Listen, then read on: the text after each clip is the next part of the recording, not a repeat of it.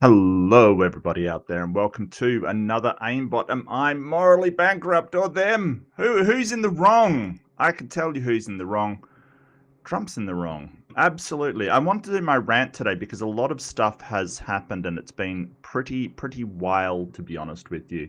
It's kind of very strange what is going on. One of the weirdest things I have ever seen has happened, and I don't know how to feel about this. This person, what the hell is going on? Why is like of all the people I thought would suddenly make sense to me, that would suddenly be a champion of democracy, like Marjorie Taylor List had to be on my bottom five, right? Is this the same person? Is this the same person? I hope you're all doing well. I want to give some big shout outs, and I want to give a big shout out to Jess, because Jess is she is an awesome pillar of the community. I saw her over on Breakfast Tacos. I went over there the other day. I do have to put together a room rumble with that, but I've got another couple waiting in the wings. I do apologize for not getting that out. You know what? It's been. I got to be honest with you. I got to be honest. Just before we start on Marjorie Taylor Greene, the risk of making myself feel uh, uh, um, bullied and harassed. I got to say, I'll be honest with you. I'll level with you. I've just been struggling a bit lately. I have. I've been struggling a bit lately, just feeling a bit down. My wife's going through a bit. I'm going through a bit. Just not on top of the world, right? Like just you try your hardest. You try to do things. I've been trying to write scripts. I've been trying to do work on a sort of project for this channel, and it's been hard, but I'm here for it.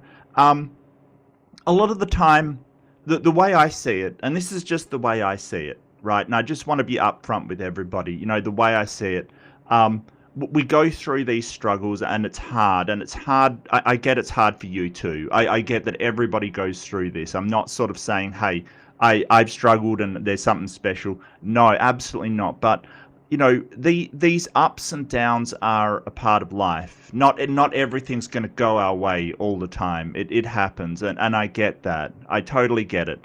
And um, I want you to know that, you know, even though at times it feels like, there's no end in sight, it sucks. Like, I get it. It sucks. When you're going through it, it's really hard. You're struggling a bit. Maybe you're floundering around it. And I get that. I feel like I'm floundering at the moment. And that is an emotional response. It may or may not be true.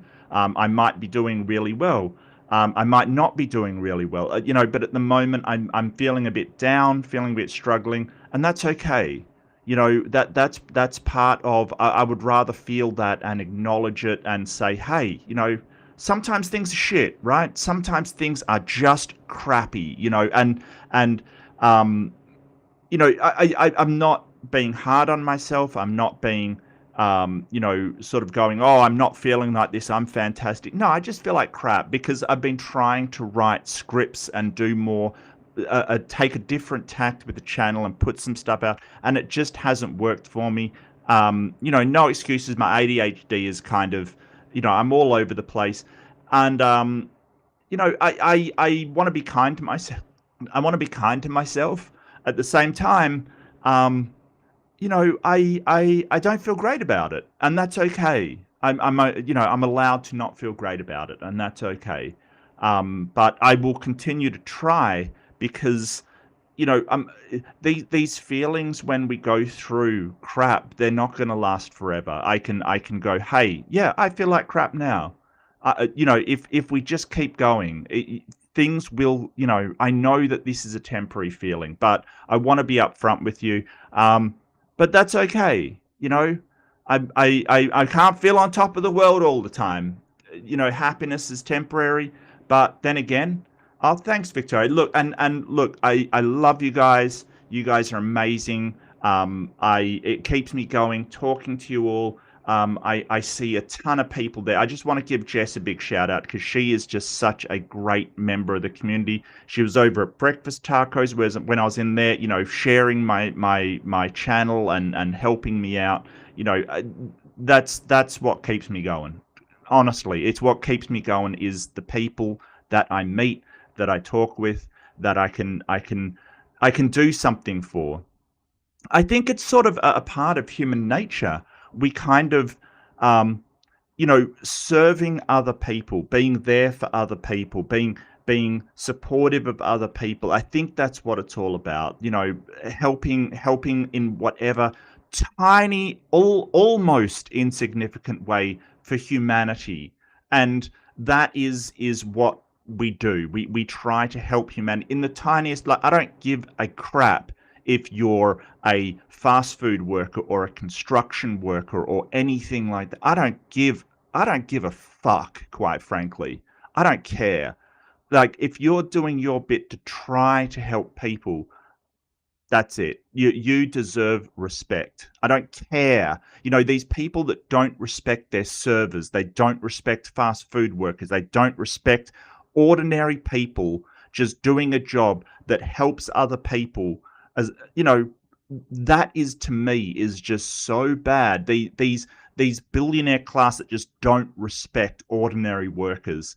I don't respect them for that. I don't respect them. I'll respect the person who is doing a fast food job over some hedge fund prick any day of the week, any day of the year, any day of my life. I will respect the person that is helping their community rather than hurting it.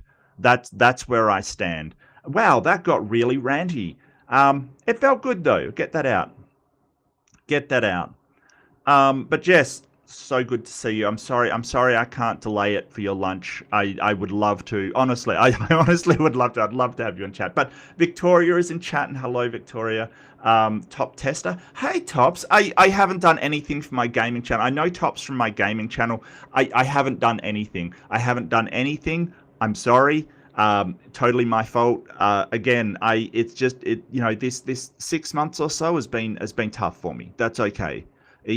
Times are tough. Look, one of the things that I think about, if you don't know my background, I think every time I get like really sort of, I'm sort of struggling and I feel like I should be doing all of this stuff. I think back to when I sort of was younger, got thrown out of home, or when I was in high school and I was doing so badly. At least I'll never be back in that position, and that kind of makes me happy. Maybe that's not healthy. Maybe I should aim more than not being sort of bullied and harassed. But hey, it was a time in my life where I was probably at my worst, but that's okay. That's all right. Them to be wrong, of course. Of course. Well, Proby, everybody's the hero of their own story, mate. Everybody's the hero of their own story. They screwed MTG over. She didn't get an appointment. Yes, and I was going to mention that, Titan. I definitely, but hello, mate. And you are a champ. Titan has taken care of me since this channel started. And I'm not even lying. I'm not even lying. Titan's basically my mother at this point. 100%. Tells me when I'm doing something wrong, tries to steer me in the right direction when I'm about to fall off a cliff. Like, seriously, Titan, much love, buddy. Much love. I tell you. I don't know where I'd be without Titan. Probably on, like, I'd probably be, like, hanging out,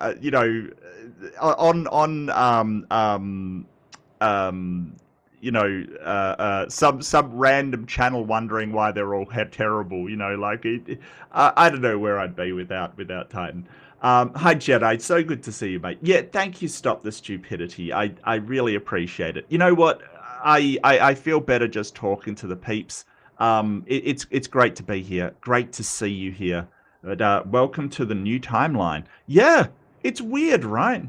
I thanks Kings Mason. I really appreciate it, mate. I really appreciate it.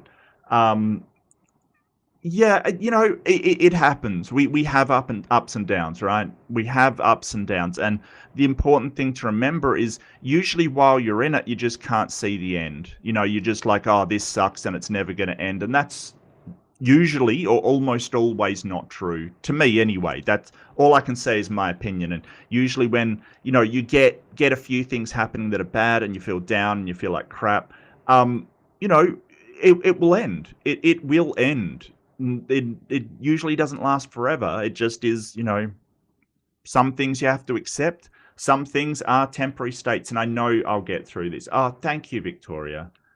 You guys are awesome.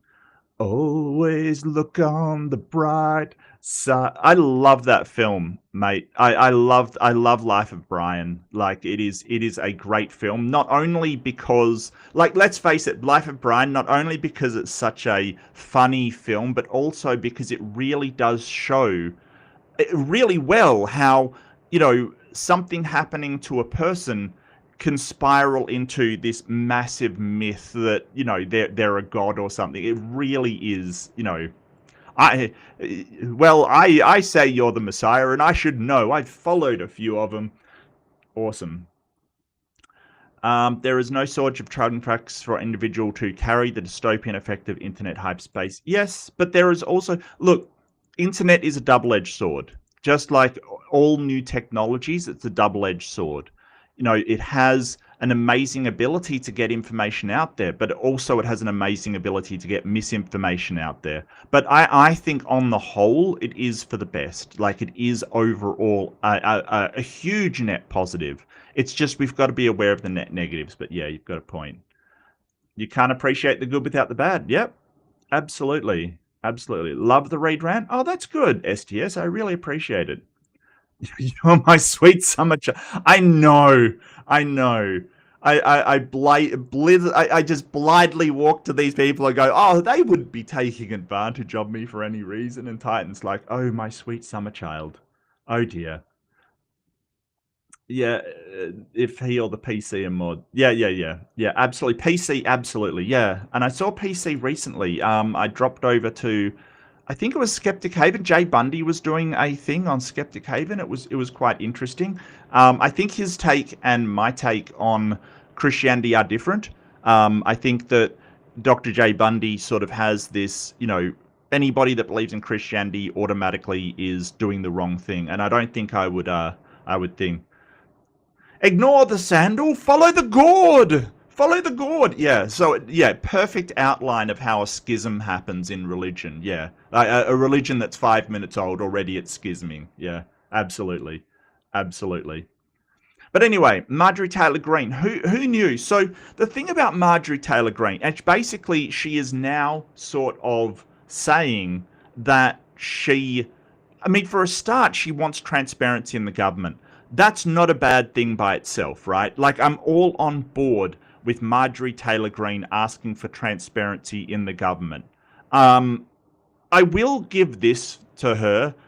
She's kind of been consistent with that message, but what my doubts are with her is her motivation. As Titan pointed out earlier, she got primaried by Trump, right? So she basically had her seat, like Trump's going to support somebody else for her seat.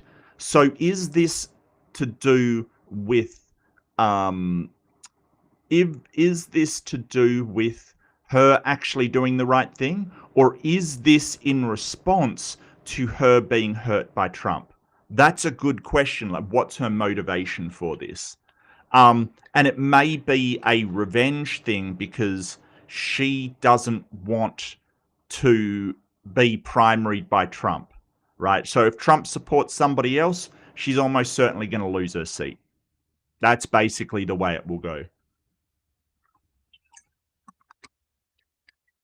Unless, of course, she can take down Trump. And then, you know, if Trump's support turns into a negative, like, for instance, I don't know, some details about him comes out in some files that may or may not be released because they've done everything possible not to release. And you are correct. I was just about to mention that as well in a bit. But yeah, you're not wrong, Proben Time. You're not wrong. And it's interesting. A traitor. by a man that I fought for 6 years for. And I gave him my loyalty for free. I won my first election without his endorsement, beating 8 men in a primary. And I've never owed him anything, but I fought for him for the policies and for America first. And he Trump does not think like that. Trump, Marjorie, you poor ignorant hick. Trump doesn't think like that. Trump thinks that you owe him your loyalty and your fealty. Trump does not. Trump doesn't think, well, I haven't done anything for you. You don't owe me anything. In fact, I owe you. Trump does not think like that. Trump is the epitome of privilege. He thinks that you owe him always, forever. He doesn't think like that. Deviant Outcast, so good to see you. So good to see you. You are amazing, Deviant. I really love talking to you. Oh, I'll get the link as well. So I'll put that up in case anyone wants to join and talk about stuff. Yeah, and I think you're right, Titan. I think that in his mind, sort of the narcissistic kind of, or the narcissistic tendencies that he has, the sort of traits that he shows, he absolutely believes that everybody owes him, and he does not owe anybody anything. I don't know. It's understandable. I don't know how he thinks that way, because I'm not in that mind. I have a real mindset of, it reminds me of that book, What We Owe to Each Other, about moral obligations and moral like what we do owe each other a certain amount of respect and a certain amount of, reciprocation of that respect kind of thing. We owe each other that.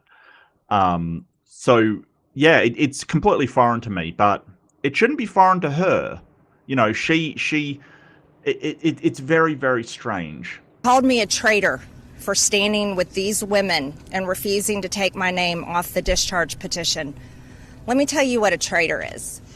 A traitor is an American that serves foreign countries and themselves. So Marjorie Taylor Greene is here talking about, he just recently had a meeting with the Crown Prince of United Arab Emirates.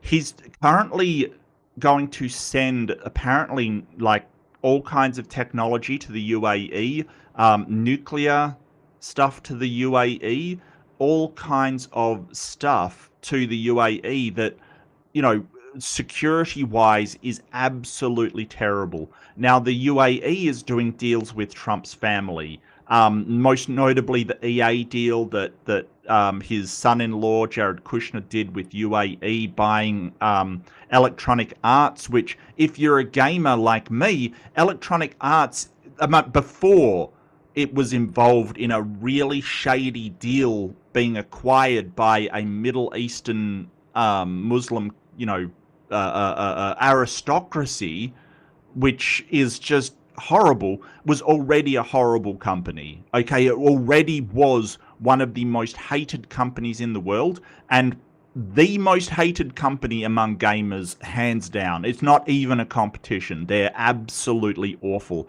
So being acquired by, like, a place that has horrible human rights and, violates human rights, has draconian sentencing, corporal punishment, just awful, absolutely awful. And I really dislike the entire aristocracy of the UAE, because it's all set up through one royal family who basically owns and controls everything.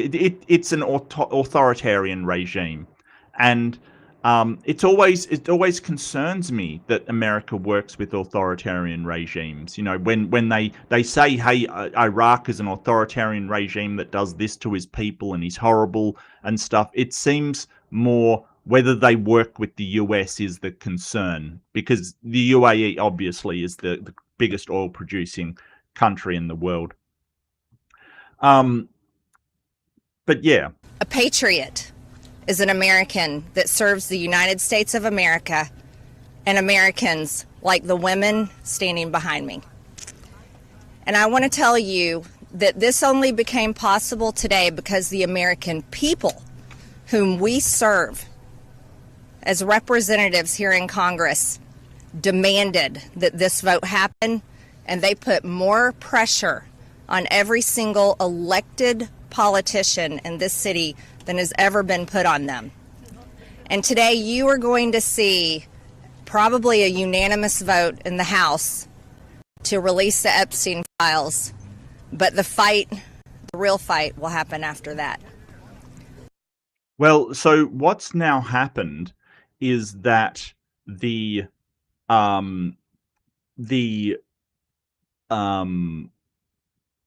Senate has moved quickly to take a vote whether they pass the Senate. So, you know, if you remember your sort of political stuff, like the bill goes to the House, then the Senate, House passes it, Senate votes on it. But it looks like Chuck Schumer actually pulled his finger out of his ass. I don't know if you have that saying over there. If not, welcome to another Australian saying that you may not be aware of. Pull your finger out of your ass. Like, he has preemptively passed it, asking whether anybody objects to that resolution ahead of time, and apparently not one person in the Senate did. So it is unanimous that it will pass the Senate. So it's actually a really clever political move, because it's a really clever political move, because what it does is it either put them on record for blocking it, or it like they could say, no, we don't object, and it will pass unanimously, kind of thing, which is really, really smart on his part. I don't think it passed unanimously through the House, but what it does do is it allows this bill to really fast go, like, it doesn't really spend any time at the Senate. And then what it does is Mike Johnson takes it to Trump, puts it on his desk, and the president has to sign it into law, or he has to veto it. And somebody brought up something interesting that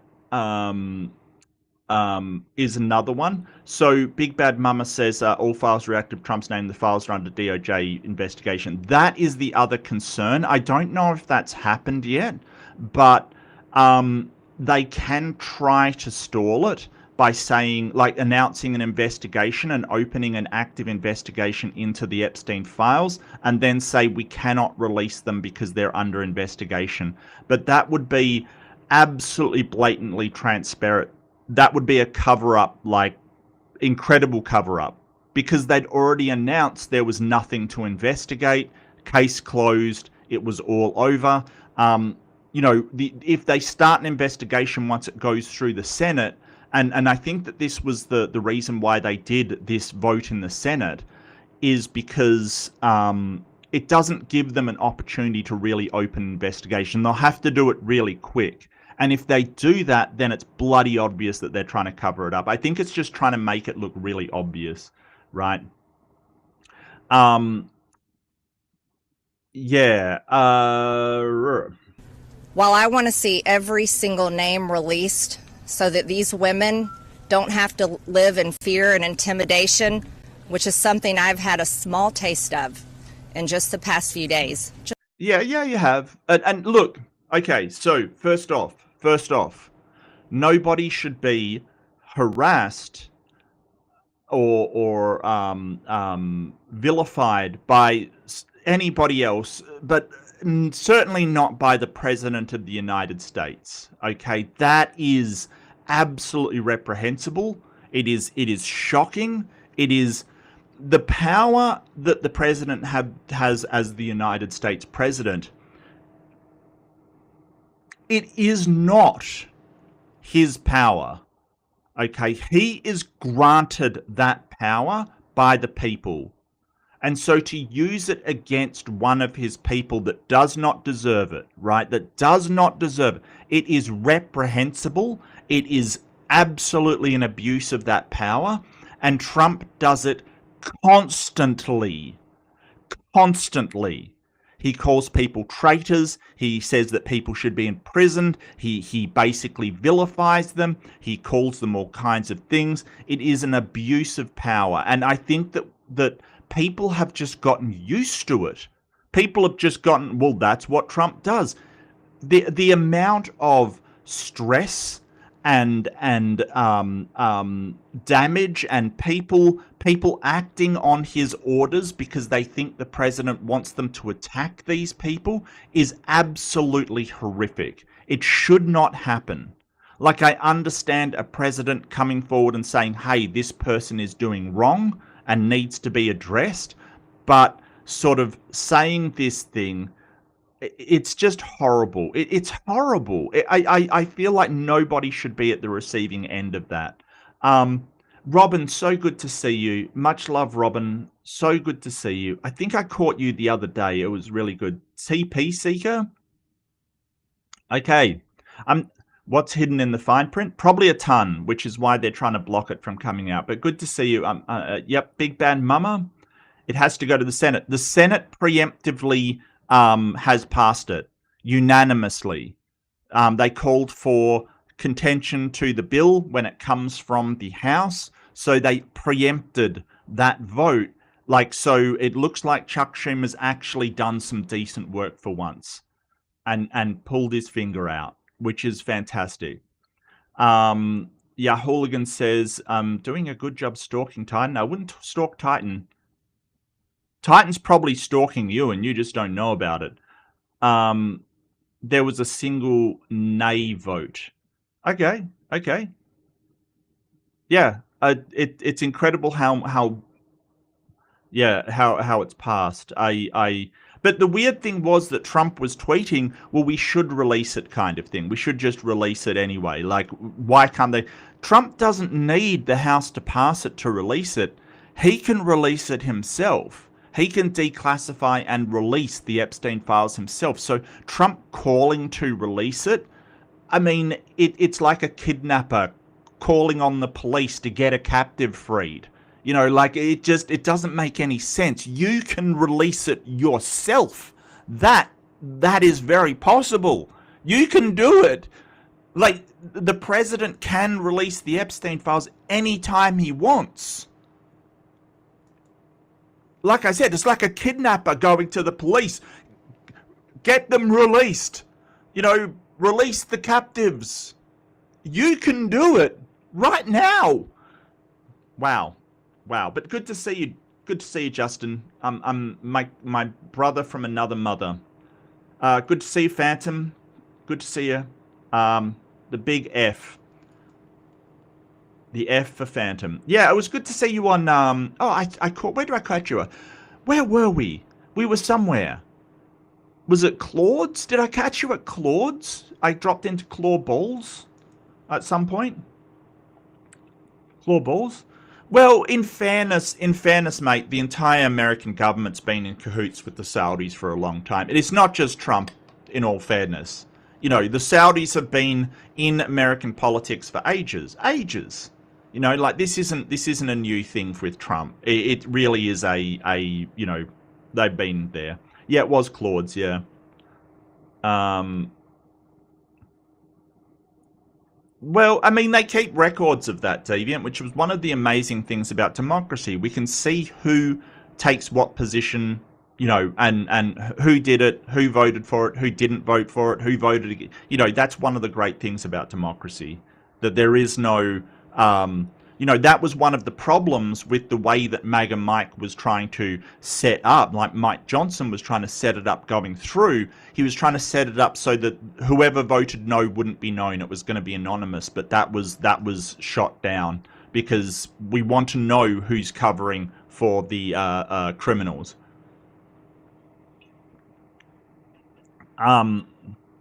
Yeah. Some may not have been present. Maybe, but I believe that they count as sort of an abstain. Just a small taste. they've been living it for years. Yeah, okay, so that's Marjorie Taylor Greene. Now, my problem with Marjorie Taylor Greene, and I want to show you this clip because this is her on sort of, she went on the news, and the reporter held her feet to the fire. But we have seen these kinds of attacks or criticism from the president at other people. It's not new. And with respect, I haven't heard you speak out about it until it was directed. I haven't heard you speak out about it. No, she was involved in attacking those other people, right? This is the problem that I have with Marjorie Taylor Greene. It's kind of like, well, I didn't expect to be attacked like this by the president. I didn't expect to be accosted by the madman that I've been supporting all this time. Like, why would he turn on me? This is the problem with people like Marjorie Taylor Greene, and the problem with these people is that they will flagrantly attack anybody that they see as weak, or they get an advantage from attacking. Now she wants sympathy because she was attacked. It's like, you were a part of this. And don't get me wrong, I appreciate that she's doing the right thing, that she's supporting the Epstein thing, getting the Epstein files released, and I appreciate that she's saying, hey, let's cool down the rhetoric and not attack one another. But I think she's doing it because she's the one being attacked. I think that put her in a position of power again, and she would be happy to attack all the people. This is the Jewish space laser woman. Don't forget that. She will attack all kinds of minorities. She'll attack gays. She'll attack trans people. She'll attack all kinds of people. She just doesn't want to be attacked herself, which is just so wild to me. Like, if you don't want to be attacked, don't attack other people. Like, come on now. Like, but this sort of, oh, we've got to cool down the rhetoric. I mean, she was calling people traitors and, you know, asking for Democrats to be... She was saying that Democrats should be hung. It's wild, right? At you. Dana, I think that's fair criticism. And I would like to say humbly, I'm sorry for taking part in the toxic politics. It's very bad for our country. And it's been something I've thought about a lot. Is it bad for the country, or do you just think it's bad for you right now? It's bad for you, right? That's the problem. You've seen that, hey, the leopard can eat my face too. I don't like it. Which, you know, I just think that, I just think that her problem isn't that the attacks are happening. I think the problem is the attacks are happening on her. Sorry, I'm just gonna center my camera here. Which is a problem, because if she thinks that, hey, she can get away with it, I'm sure she will still attack gay people. I'm sure she will still attack trans people. I'm sure she will still attack Democrats. I don't think she's actually repentant. I think she just doesn't like being attacked.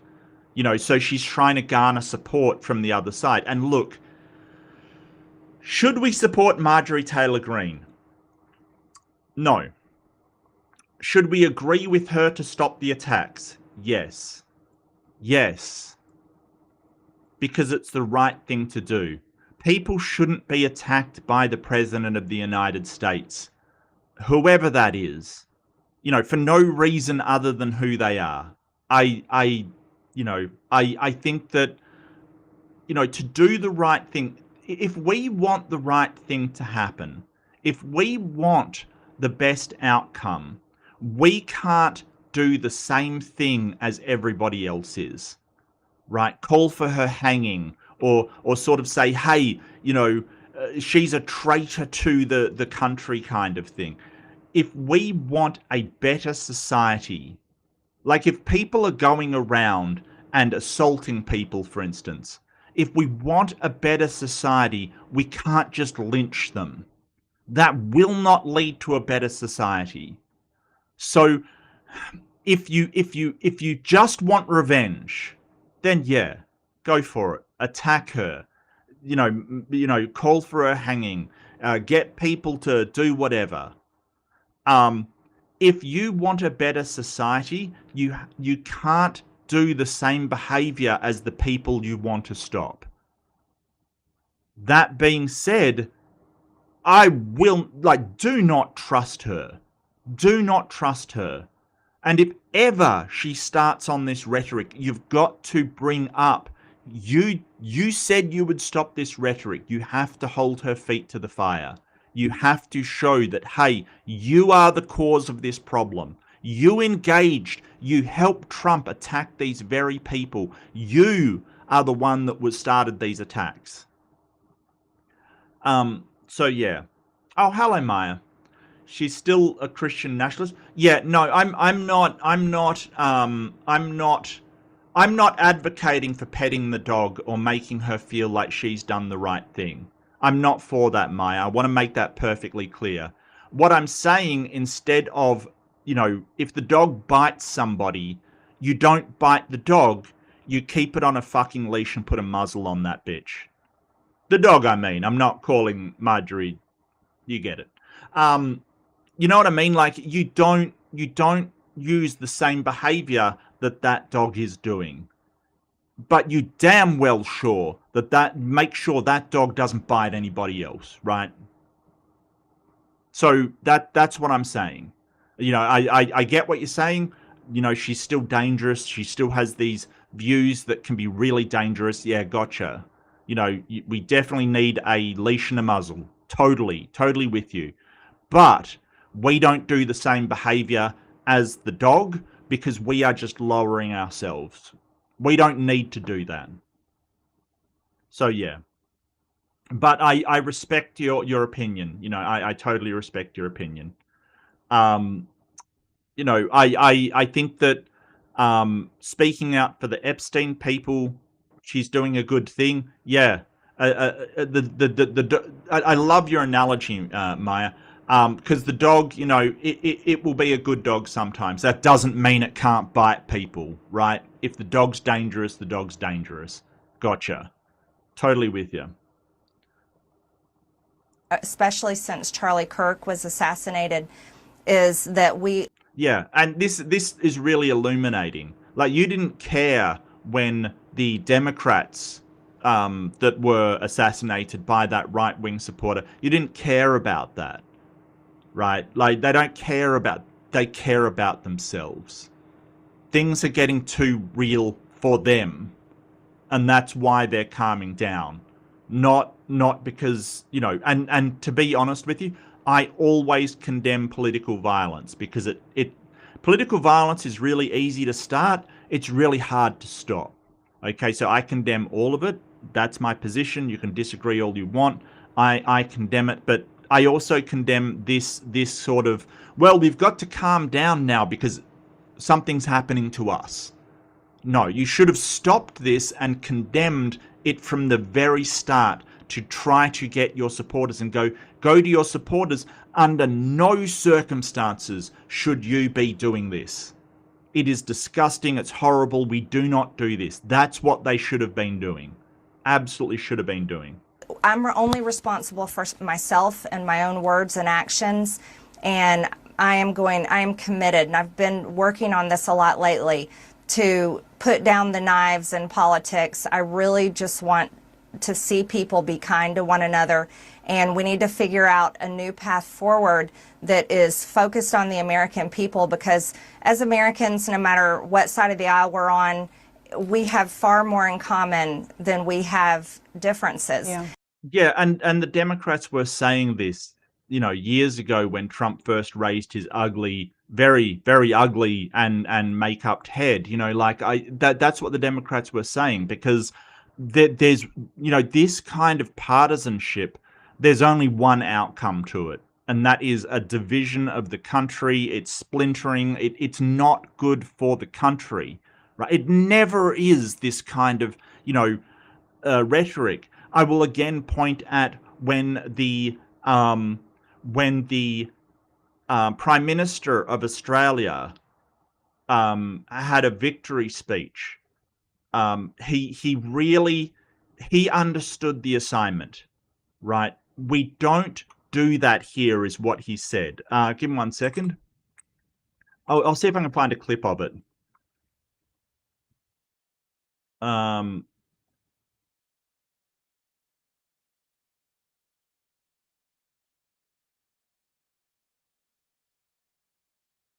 I'll see if I can find the Albert. I may not be able to. I did show it when it came out. I think I did a my own my only thing of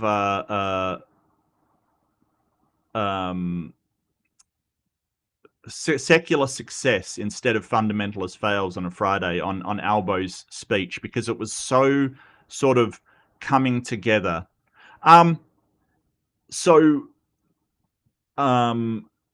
Basically, what happened was that he said, "Oh, Dutton, his opposition, ran a good race," and some people in the crowd were like, "Oh, he's a effing whatever," and he's like, "No, we do not do that in Australia. We do not demean other Australians, right? Like this is what we need." And that was kind of like, remember Obama and the way that he sort of, people asked him to hassle Trump, and he was sort of like, whatever. He's not, he's whatever. It's just, Marjorie Taylor Greene suddenly getting the message. I don't trust her in the slightest. I don't. Something I want to go on to is this clip. If you are sensitive, if you don't like somebody being a chauvinist, this might not be for you. But this is the President of the United States on Air Force One. The President of the United States. Sir, yeah, if there's something incriminating in the file, sir, quiet. Venezuela, sir, you've had a lot of meetings on... Yep, he said that. He said that. And so I saw that somebody... hello so much. Hello. Thank you so much for joining us, Sarah Quill. You look amazing. Amazing. Look, I think that, people... I did see something earlier that people were claiming he said Peggy. The reporter's name was Jacqueline something. I don't remember her name. Jacqueline Johnson, I think.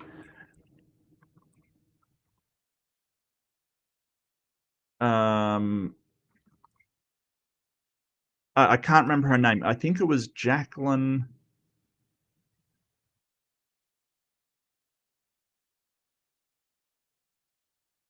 I did have this bookmarked.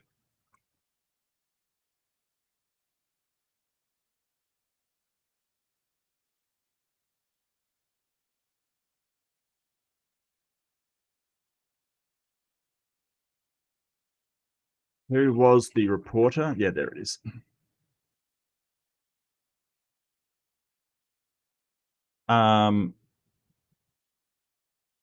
Let me have a look. Oh, no, it was Catherine Lucy, not Jacqueline. Catherine Lucy, apparently. So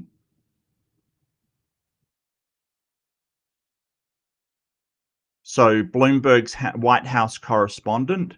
So Catherine Lucy is the White House correspondent for Bloomberg, and he asked, I think he asked who she was with. Venezuela, I know you can't tell us what your next... It might have been before this time, but he did ask where she was from, and she said Bloomberg. So the Bloomberg reporter is Catherine Lucy. So yeah, he was not saying Peggy. Her name is not Peggy. Just saying.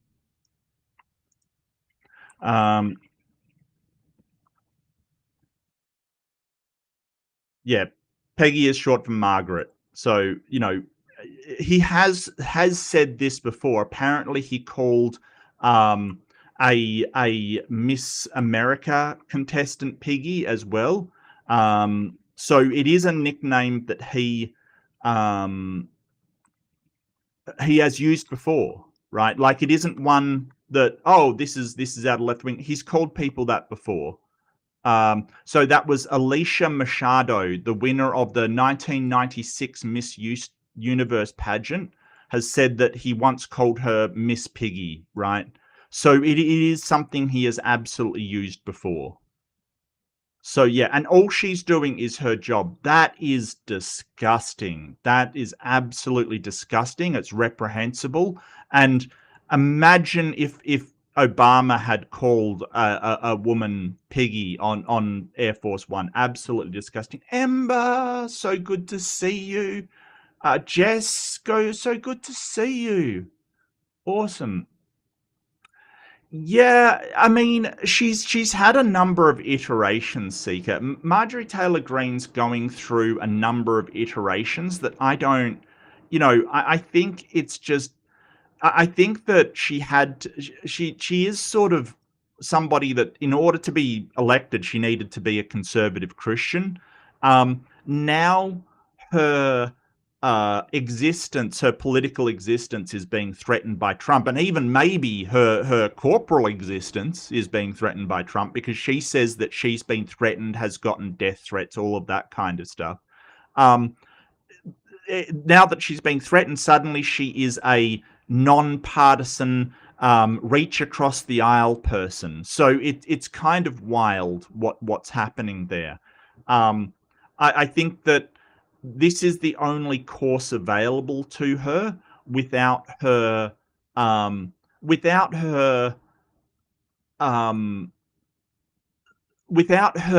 sort of fading into non-existence, right? Just bowing out of the public scene and doing what Trump wants, which is just basically don't exist in my field of view anymore. And even then, he'll probably still hassle her. I think this is her only option, is to reach across the aisle, get support from all sides, and basically get Trump in trouble, which is what she seems to be doing. But that doesn't mean we should trust her, because she isn't doing it for the right reasons, in my opinion. I think she is doing it because she's scared of Trump, and, she attacks things she's scared of. I'm going to put up a link to join. Anyone is welcome to join. We can talk about this topic, which I have ranted about, or another topic, or if the audience wants, I can do a usual thing of AIMBOT, because I must admit I really did enjoy the conversation last week, so I didn't really get there. But any topic you want.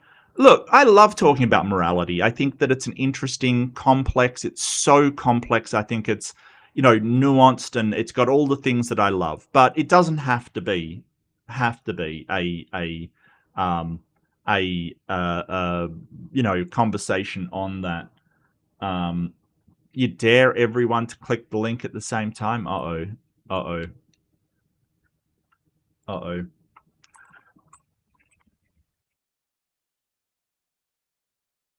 Security.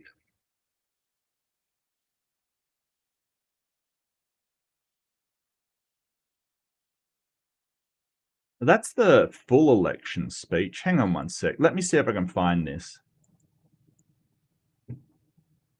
Transcript, please. Where's the transcript? Where's the transcript, YouTube? It's probably from Australia. No one cares. Probably think we can't read, I would say.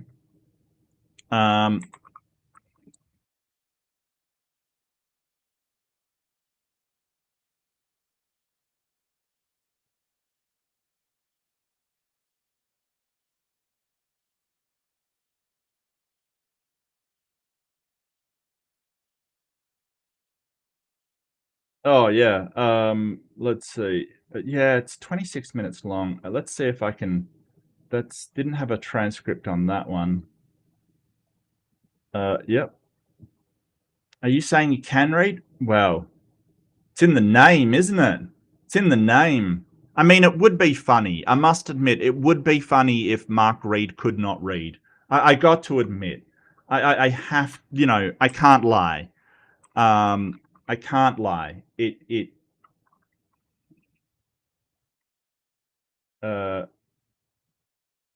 There we go. Okay, I got it. All right. It only took a moment. It only took a moment, peeps. It only took a moment. Okay. A short time ago, I spoke with Peter Dutton, who has, of course, conceded defeat. And I thanked him. No. What we do in Australia is we treat people with respect. That is what I'm talking about.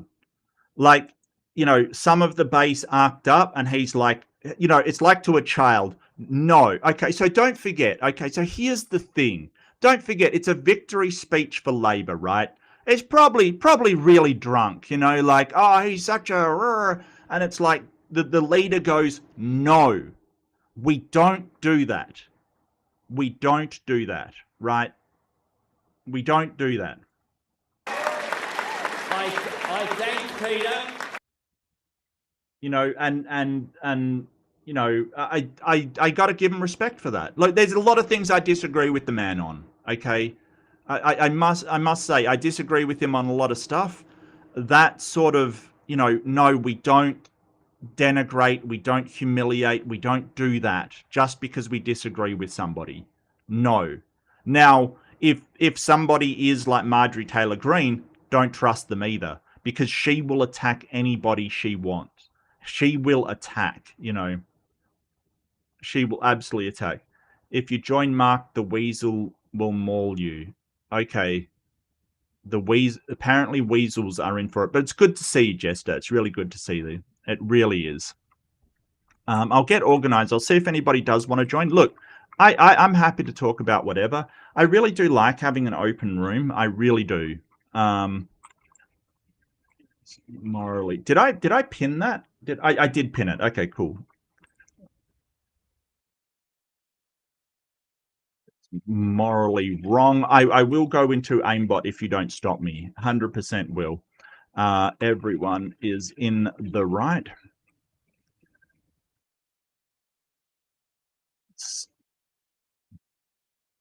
Okay, reading Rainbow.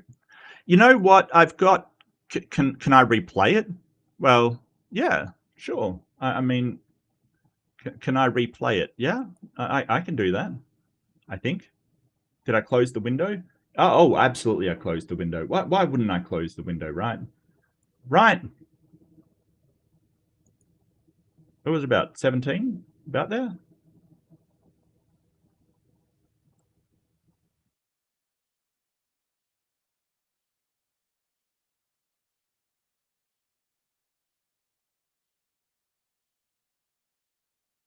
Give me one sec. Got to find it again. Transcript.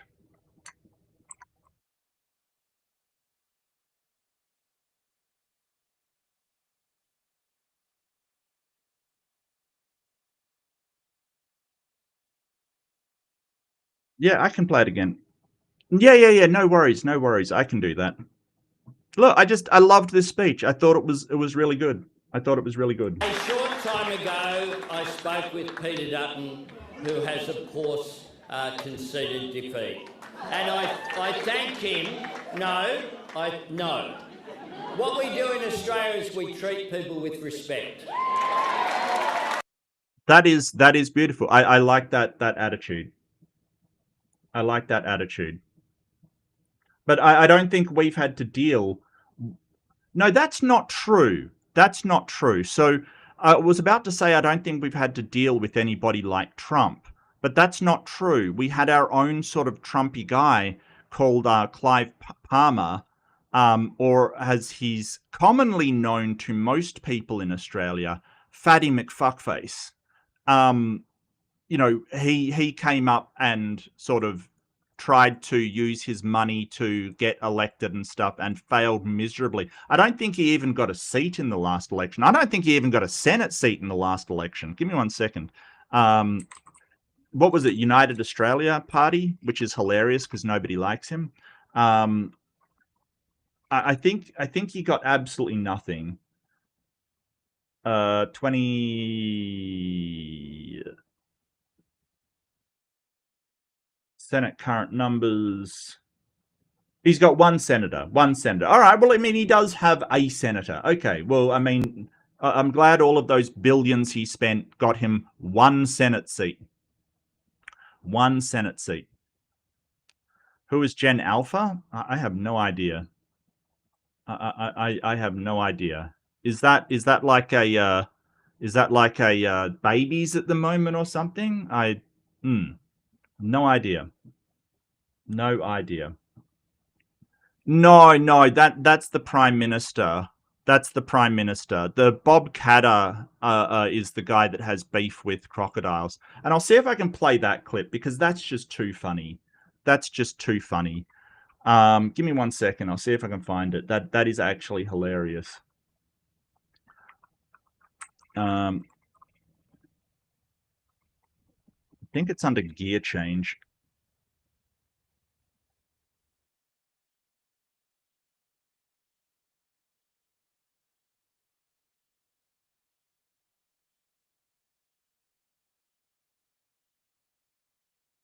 Yeah, okay. I got to show that one. Like, you bring that up, I've got to show it. I've got to show it. This is premium politics in Australia. Thank you very much. This is premium politics. So this is Bob Catter. He's this weirdo Queenslander who he's just a weird old guy. He really is. People are entitled to their sexual proclivities. You know, I mean, let there be 1,000 blossoms bloom as far as I'm concerned. You know, but I ain't spending any time on it because in the meantime, every 3 months, a person is torn to pieces by a crocodile in North Queensland. So. Yep. Hey, he's on board with gay rights and gay marriage. I'll take it.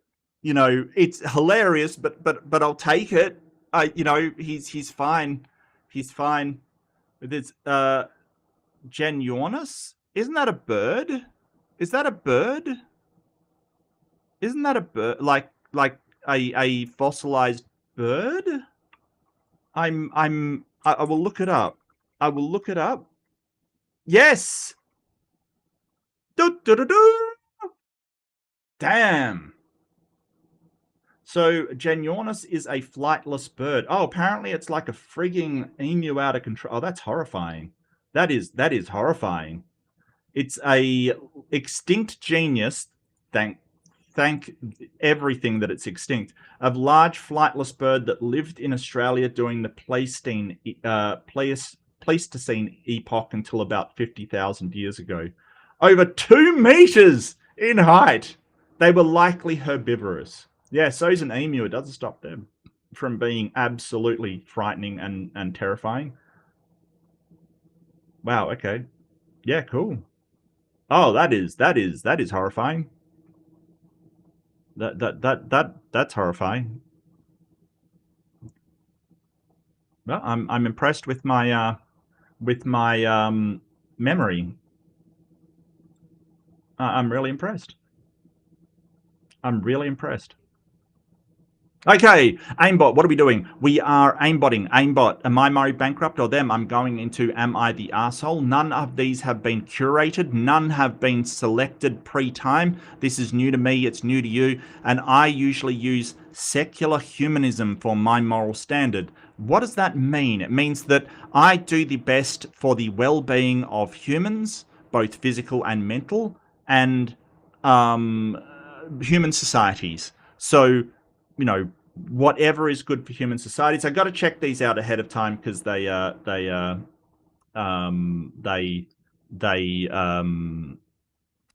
sometimes are taken down. Maybe they picked them up for AI. Maybe they picked them up for being idiots. But yeah, Mark knows. Look, I know emu like birds. All right, you got to know what to look out for if shit goes down, Joe. And it's good to see you, Joe. Honestly, mate, I feel like I haven't talked to you in ages. I want to catch up sometime, my friend. Absolutely.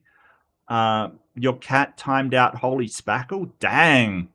Is it the cat on your picture? Is that the culprit that we're looking at right now? Awesome. Awesome. Okay, so am I the asshole? I will do a poll. Feel free to ride that poll. Absolutely. And I'd love to know why you think somebody's in the right and why they're in the wrong. But let's go. Am I the asshole? I, a 32 female, complimented a female nurse during OBGYN appointment for having nice arm muscles, and she snapped at me. Okay. Yeah. So, are you an arsehole for complimenting for having nice arm muscles? I don't think so. It depends how you did it, I guess. You know, I think that there's a very fine line between complimenting somebody's physical appearance and, you know, sexual sexual harassment. I think there's a very, very fine line between that. I think that it also depends on how much you know that person. Like if there's a guy there and I don't know them at all, and I go up to them and go, hey, you know, I love your physique kind of thing, that's a bit creepy. If they're a friend of mine and I go, hey, you know, love your physique, you've been working out, that is less creepy because I know them. So it all depends on the situation. It all depends on situation, and it depends on how well you know the person, right? It really does. So if you don't know that person, I think that's a little bit weird. Like, just, you know, oh, you have nice arm muscles. It's just a bit weird. If you know them pretty well, if you've been working with them for a while, maybe less so. But yeah, just if you don't, you probably are. I, 32 female, complimented a female nurse during OBGYN appointment for having nice arm muscles. She was very bothered by my comment for some reason, which I'm trying to wrap my head around. Well, you know, with our physical appearance, even compliments can kind of make you feel uneasy if you're feeling sensitive about it, or if you know, if she has had a problem with people hassling her about it, she might just be sensitive about it. Or she might be gay and she sees this as an unwanted advance. Like, even if you aren't, she might be. Or she might think that you're advancing on her in some point. You know, it just, when you're talking about like physical appearance and physical attributes, it can be a problem, right? Because that's generally how people engage with one another when they are flirting or they are expressing some sort of physical desire. Oh, your eyes are gorgeous. Oh, you have such a beautiful smile. You know, those are things I've said to somebody before when trying to initiate a romantic conversation. You know, like, it's a compliment of, hey, I find this attractive about you. And there's a very fine line between this is what I find attractive about you and just a platonic, I'm expressing this as a compliment kind of thing. And it could have been taken as that. Yeah. She went on and saying that most people working on themselves in the gym have serious mental health issues. Okay, I don't think that's, you know, and are working out to channel through it and not look nice. I'm not sure about that. Usually they're doing it to be healthy. Like, I mean, usually it's a health thing. I apologized and told her I meant no harm and I simply admired her for looking strong. She kept getting more angry and I just stopped responding. Yeah, yes and no. I mean, if I have good friends and they do something that, you know, I think, you know, if I have a friend and he does his hair and I go, hey, love the way you've done your hair, mate. You know, that's one thing. If it's a stranger, I get that's a totally different thing. I get that's a totally different thing. You know, I left the office feeling really confused. Any input would be greatly appreciated from this awkward human who was just trying to socialize. I'd like to add that she was wearing the type of scrubs with cap sleeves that specifically show off your upper arm. Well, that may not have been her intention. Look, here's the thing, guys, especially guys, but guys and girls. Just because somebody has a part of their body showing, it doesn't mean that it was their intention to get attention, right? Like, intention to get attention. Right, like, that doesn't mean that's why they did it. Okay, they may just like to you know, have that part exposed. It might be more comfortable. There might be a million reasons. Don't just assume because someone has, say, a midriff top on or something that they're trying to get attention from you or anybody else. Okay, don't assume that. Okay, just don't. because there may be other reasons why they're doing it. Okay, not everything revolves around sexual interactions. Just be aware of that. Just be aware of that. They may want to be confident. They may want to feel confident. They may want to go with a certain trend. They may be doing it for fashion. Just settle down on the whole, they're doing it so they get attention. Just stop, okay? They may be, but they may not be as well. Don't just assume it's a given, okay? Because this is the message being pumped out there. If a woman is showing any part of her body, then she's doing it for attention. No, she's not, okay? That's not she may be, but that's not necessarily the case, okay? Don't just assume it is. Stop.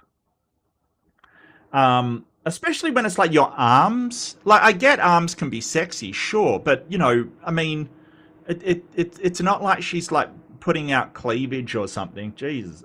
So I think that, yeah, you kind of were for making her feel uncomfortable. You may have been an arsehole unintentionally, right? May have been unintentional, but you probably still were. And that's okay. Be kind to yourself. Say, hey, I love that they apologize. So I guess I would say that no, because you apologized afterwards. So I realize I've just changed my opinion in 2 seconds flat, but that's what I think. I think no, but because she apologized, not, I think that if she was like, well, I'm just giving you a compliment, she would have been an arsehole, but she apologized. Was the poster right or complimenting someone's arms at work? And here's the thing. It's also, you've got to keep in factor, if it was at a bar or a social setting, that's different than at a public setting, right? Like, a private workplace. So the workplace, the thing is that, with most work, you don't want to be there in the first place.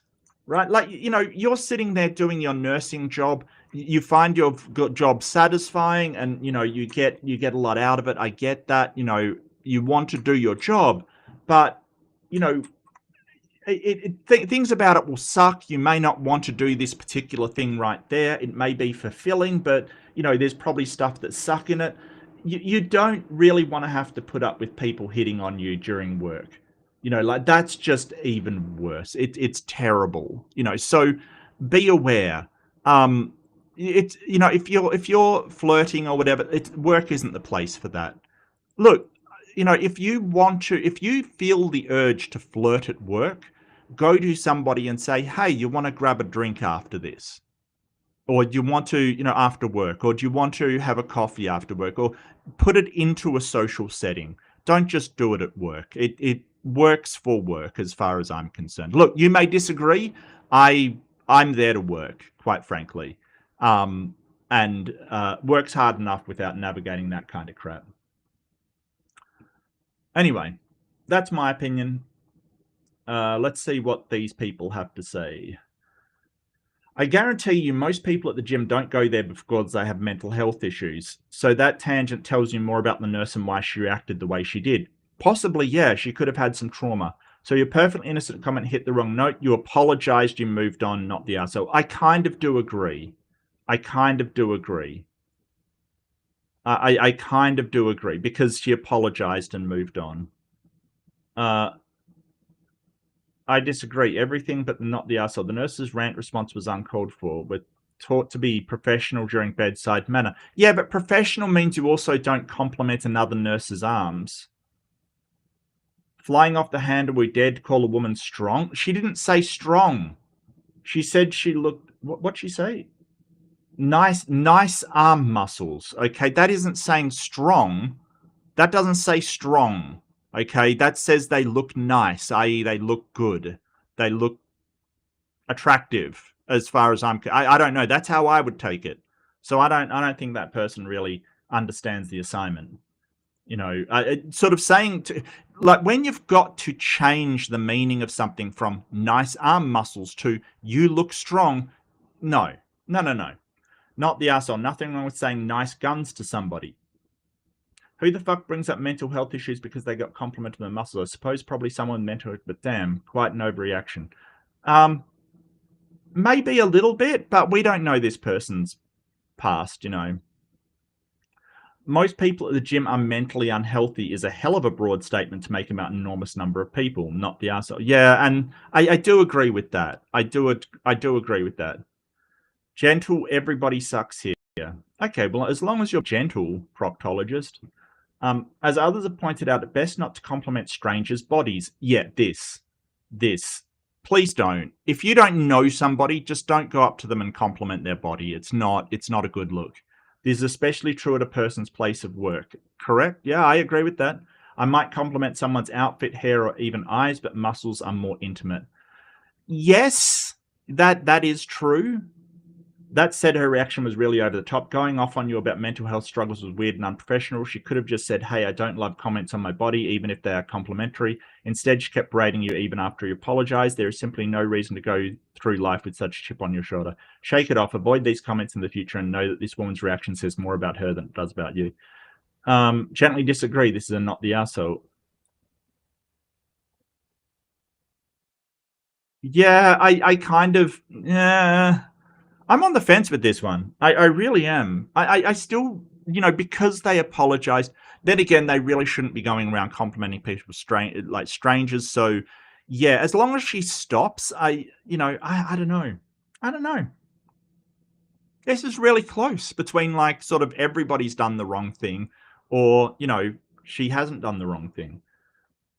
Most people working out the gym have mental health issues. That's not true. How dare you say that I have anger issues? Rah! It's kind of bonkers to think that. Well, I mean, not really. I mean, a lot of people will just project. Like, why they go to the gym is why everyone goes to the gym, right? Like, a lot of people will just project that. I'm not on board with it. Oh, hey, Al. I didn't see you there. Good to see you. Good to see you. Al Trucker, everybody. It could come off sarcastic, yeah.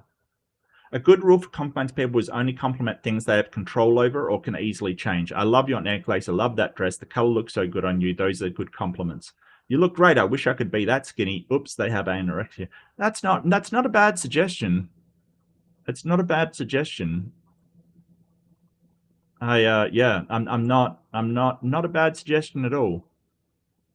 You know, and it's amazing how many people, like, to me when I was younger, people would just come up and go, you are so skinny. And it's like, wow, I don't know how to feel about that. I think I was very insecure about that for a little point in my life. You know, like it kind of sucks. So don't do that either. Don't think if someone's just thin that they love being complimented about being thin. That's not cool either. Let's not do that either, because it can be really, really... Oh, good night. Good night, Al. Take care. She didn't stop, they continued. That's a good point. That's a good point. Simply admired her for looking strong. That's a good point, Joe. That's a really good point. Yeah, okay. Well, I'm going to come down on arsehole then, yeah. But like I said, it's very close. It's very close for me. Let's see what everyone's got to say. Where is my comments?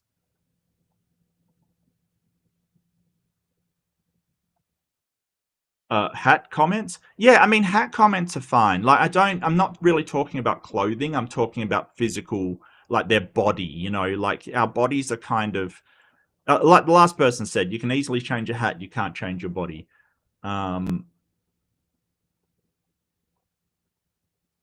Let's see. When was it said? At the OBGYN timing, mentioning arm muscles? Yeah. So obstetrician? Deviant says, the definition watching his snap is of interest here. If the nurse started going on Mr. Hyde on her, that's not how a professional should act in front of a patient. Yeah, that is true. That is 100% true. And sort of, you know, losing her shit in front of the patient is not a good look. You should probably talk to the person in private and say, hey, look, I know that you're trying to help, or I'm not sure what you're trying to do. Really, like, I don't know you, so your comment is really unwelcome. Please refrain from doing it in the future. Yeah, I compliment your hat. If complimenting your hats is wrong, I don't want to be right. Stop Stupid. He says, weird is okay. Don't be creepy weird. Yeah, absolutely. Absolutely. Oh yeah, I've already addressed yours. Yeah, I get you. You know, but I mean, if I know somebody and they say, hey, you're looking really good, it's different if I go into a stream and someone says, oh, you're looking really good. You know, it's different because I know that person. I know that, you know, I can talk to them. They're not interested in me. They are just you know, commenting. But I mean, I get all kinds of comments on my appearance. I do a debate, and boy, you wouldn't believe the comments on my appearance. Holy crap. It's, you know, it's like being bald makes me wrong for some reason. Like, seriously, you know, it's really weird. Because I don't, you know, I don't really care about my appearance that much, but it's really rough being in debates and being on camera and stuff that people will attack, and they think that it you know, they really go for the throat. And I mean, it really doesn't worry me that much, but I can see why people would refrain from going on camera, because it can be really brutal, you know, like it's really brutal and unnecessary. It's like, you know, even if you destroyed me emotionally and I was just you know, oh, I'm bald and crying, does that make you right? Does that make your side of the debate any more valid? Of course not. Like, what are you trying to do? At that point, you're just trying to hurt people, you know, and it's just, it's sad. It really is sad. Some people are uneasy about personal appearance compliments. Maybe find a better way to be nice to people you don't know. Yeah, absolutely. I mean, I've had people come up and say, you know, I love your shirt, kind of thing. And yeah, cool. Thank you. Learning to take compliments has been hard for me as well. Like, I don't take compliments well. I always feel awkward about them. And I've tried to get better at doing that, just saying thank you so much. That's really nice, you know, and take the compliment for what it is. You know, I think that that's difficult as well, you know. So but getting better at taking compliments is good as well, because I think that a lot of the time some of us are so used to not getting compliments that they think it's a joke, or they might be lying or something like that. Maybe they're not.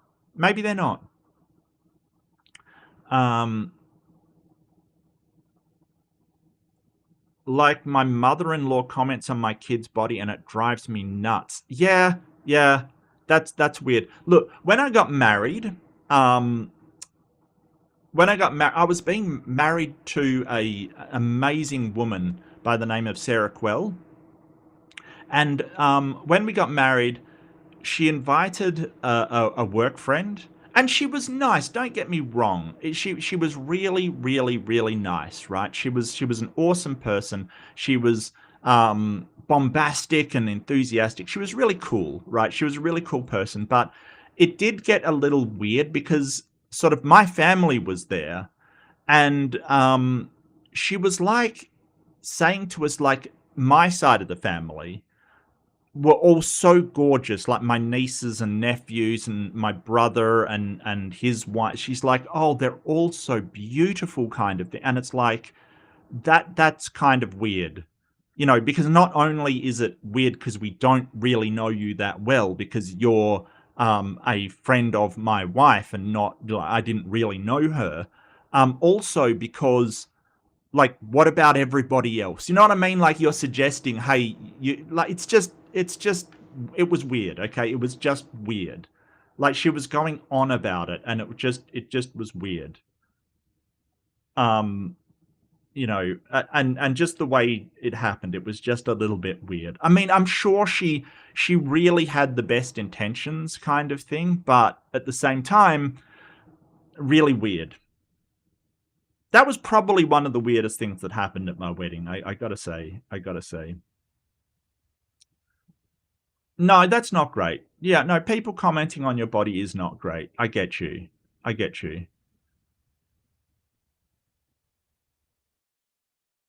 Citations needed. Yeah, absolutely, Jer. Absolutely. Do we have a meta study on that one? Yeah. I don't think so. I think most people go to the gym to be healthy, and increase their fitness to be healthy, or they go to for aesthetic reasons. And I think that most people go for health, to be honest with you. But hey, I don't have a citation on that either. I wonder if there is a study. Let's fact check this person in real time. Is there a statistical study out there?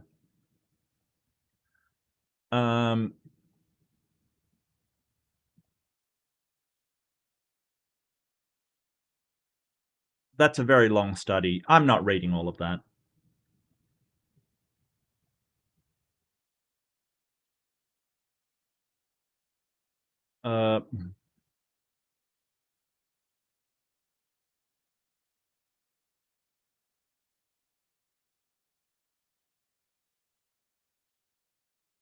Well, we've got a p-value here. Okay, so motivations of fitness center users by types of exercise. Okay, so we've got stress management. So P, if you're unfamiliar with P is the calculated probability. So for instance, if you have, so P always equals, like, adds up to 1. Okay, so if you have 50% of people going to the gym for fitness, for instance, or whatever, P will equal 0.5, right? So P always adds up to 1. So 0.5 is 50%, 0.25 is 25%. You get it, right? Like, that's basically what the statistics came out as. So p-value for stress management is 0.021. So stress management, is there anything else? Positive health, ill health avoidance. Okay, so let's see. So yeah, so revitalization, I'm not sure what that is. To feel revitalized, maybe, is, I mean, that's over half, right? It's P equals 0.573. Okay, so that's 57.3% there for revitalization. So we debunked that in real time. We debunked that in real time. What the hell is revitalization? Great, I've debunked it, and I don't know what it means. I have no idea. Revitalization? What does that mean? What does that mean? You're not actually going to explain? This paper sucks. I hate it. I hate it. Okay. I hate it. Whoops. I just closed my screen accidentally. That's okay. That's all right. That's all right. We can fix it. Okay. So yes, citation. So most people go for revitalization. I don't know what that means, but I've confirmed it.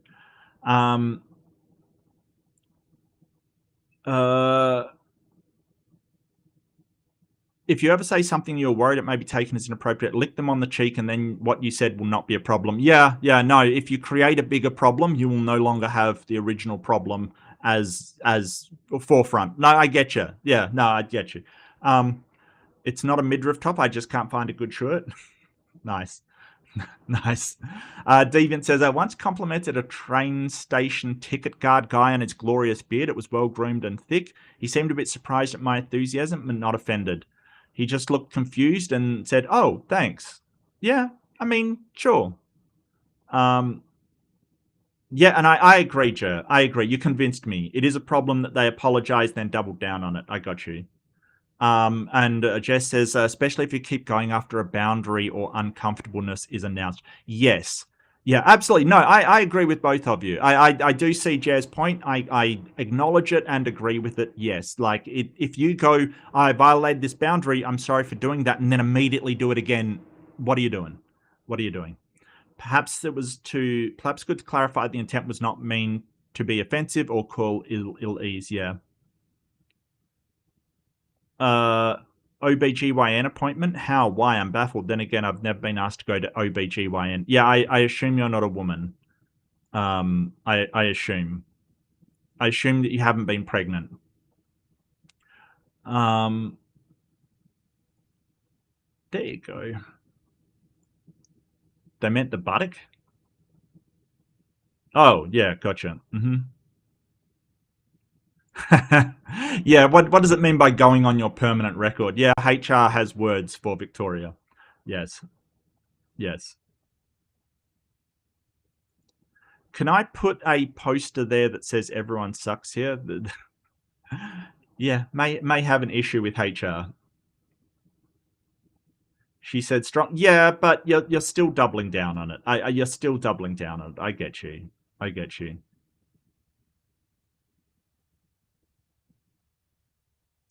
I think you're allowed to have a boundary of people commenting on your body.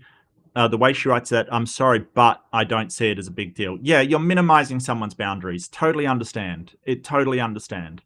And here's the thing, because of, and it can be really scary for, especially sort of a small person or a woman, when a huge guy is going, "Oh, I like the way you look." It can be really triggering for some people. So it's good to be cognizant of that.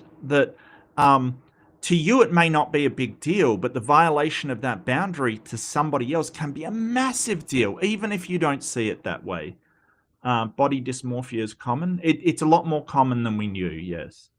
If the person did find it to be a big deal, that should be respected. 100% agree. 100% agree. And so does Al. Yeah, absolutely. The poor guy accidentally upset her, then desperately tried to make it worse. Desperately tried to compensate, but made it worse. I can relate. Yeah, and we're going to screw up. It's okay. It's good to be kind to yourself, though, and go, hey, I learned something for next time, right? I learned something. I do apologize. Didn't mean to make you feel upset or awkward or anything like that. Please accept my apology. Leave it there. Learn for next time, right? Like, we don't just keep going, but you do look hot in that. Come on, just stop and let them just apologize. Leave them with the apology, not, doing what you're doing. What was the conversation leading up to this? We don't know. We weren't there. Well, yeah, and a lot of it is context. We can only go by what they say. But in a professional setting, I can't imagine there's much context to complimenting somebody's muscles. I mean, maybe if you're saying, yeah, you're strong, but that is different than saying nice muscles there. It just is. It just is.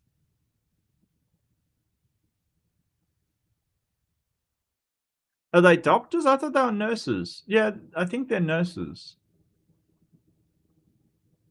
One's a nurse. Maybe the other was a doctor. I don't know. If it's a doctor, it's even worse. Because as a doctor, you sort of have a power dynamic over the nurses. That would make it worse. Okay, that would absolutely that absolutely would make it worse. I'm sorry, but is not a real apology, but I don't think you should think it's a big deal. Yeah, no, I gotcha. Yeah, absolutely. You shouldn't be doing that. I beg that it's quite a lot of changing we do with our own bodies. Well, yeah, limited though. Like I am not going to suddenly, like, nobody can really change their body shape. You have a body shape and that is naturally the way your body is. You can't really, like, I am never going to be a big, thick guy. Like, it's never going to happen. Like, that just won't happen. I am, like, so we talk about body types and body metabolisms in fitness, and one of them is the endomorph versus ectomorph. And I am an endomorph, right? Like, I burn a lot of fat. I kind of it's not hard for me to go thin, but it's really hard for me to put on like muscle and like thick, big muscle kind of thing. What is this live about? Moral judgments. It is basically what ought we do in any situation, or am I the asshole? Like, which is basically what morals is. Should I have done that? Is basically moral stuff, essentially. I'm just doing it in a little bit more philosophical way, and the moral judgments.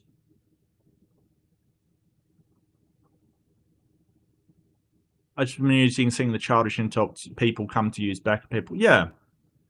I always want to be a gynecologist, but I'm probably not the man for the job. Why not? I mean, there's tons of male gynecologists out there. It's not a big deal. It's like, you know, it's just a part of the human body. I dare say that guy, not a guy, Proby. That's the thing. 32, female, not a guy. Not a guy. Yeah, it's a woman. Stranger that take offense at that? Well, no, not necessarily. Not necessarily. Because a lot of it is context, right? Like, so in a professional setting, it may just be awkward and you know, it may just be a boundary. I don't see any reason to, you know. Is it okay to tell a woman she's beautiful or pretty? In certain social circumstances, absolutely. But if you are working with somebody and you're telling them that, yeah, it's probably an overstep. As I said before, probably the best thing to do so you don't get HR on your case is to, if you want to, you know, have that relationship, say, to tell a woman she's beautiful or pretty, is to ask her to a social situation. Like, hey, do you want to go out for coffee after this? Do you want to go for a drink after this? Do you want to catch lunch sometime? Do you want to sit outside and eat lunch with me?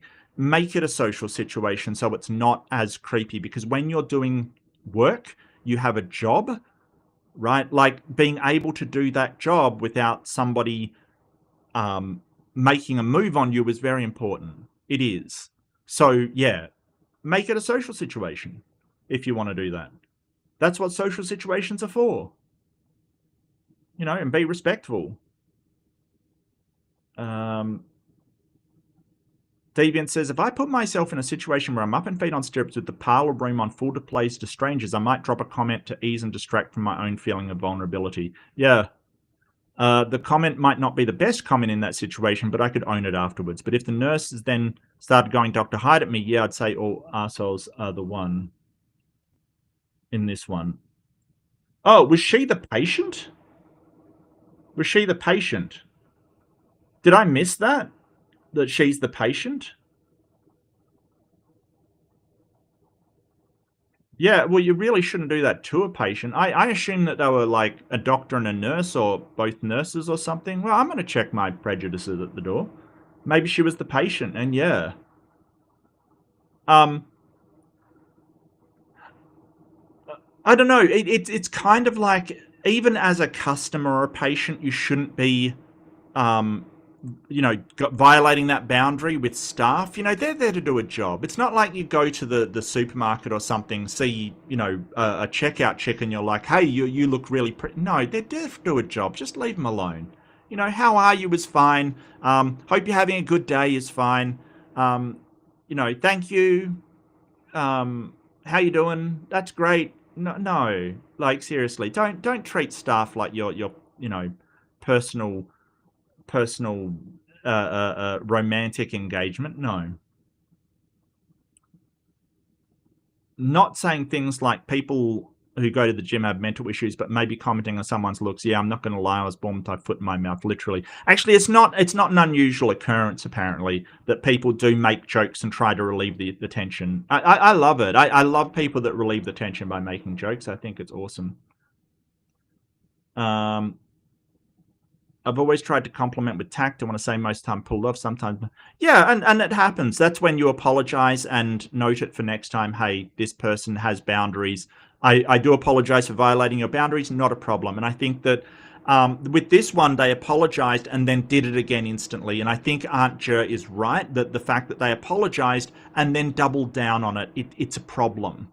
Like, you just should apologize and go, hey, sorry, didn't realize you had that boundary. Not a problem at all. And look, if you are like looking to get to know, women will appreciate that you respect their boundaries more than they will that you're just pushing at them, kind of thing. You know, it's not a problem.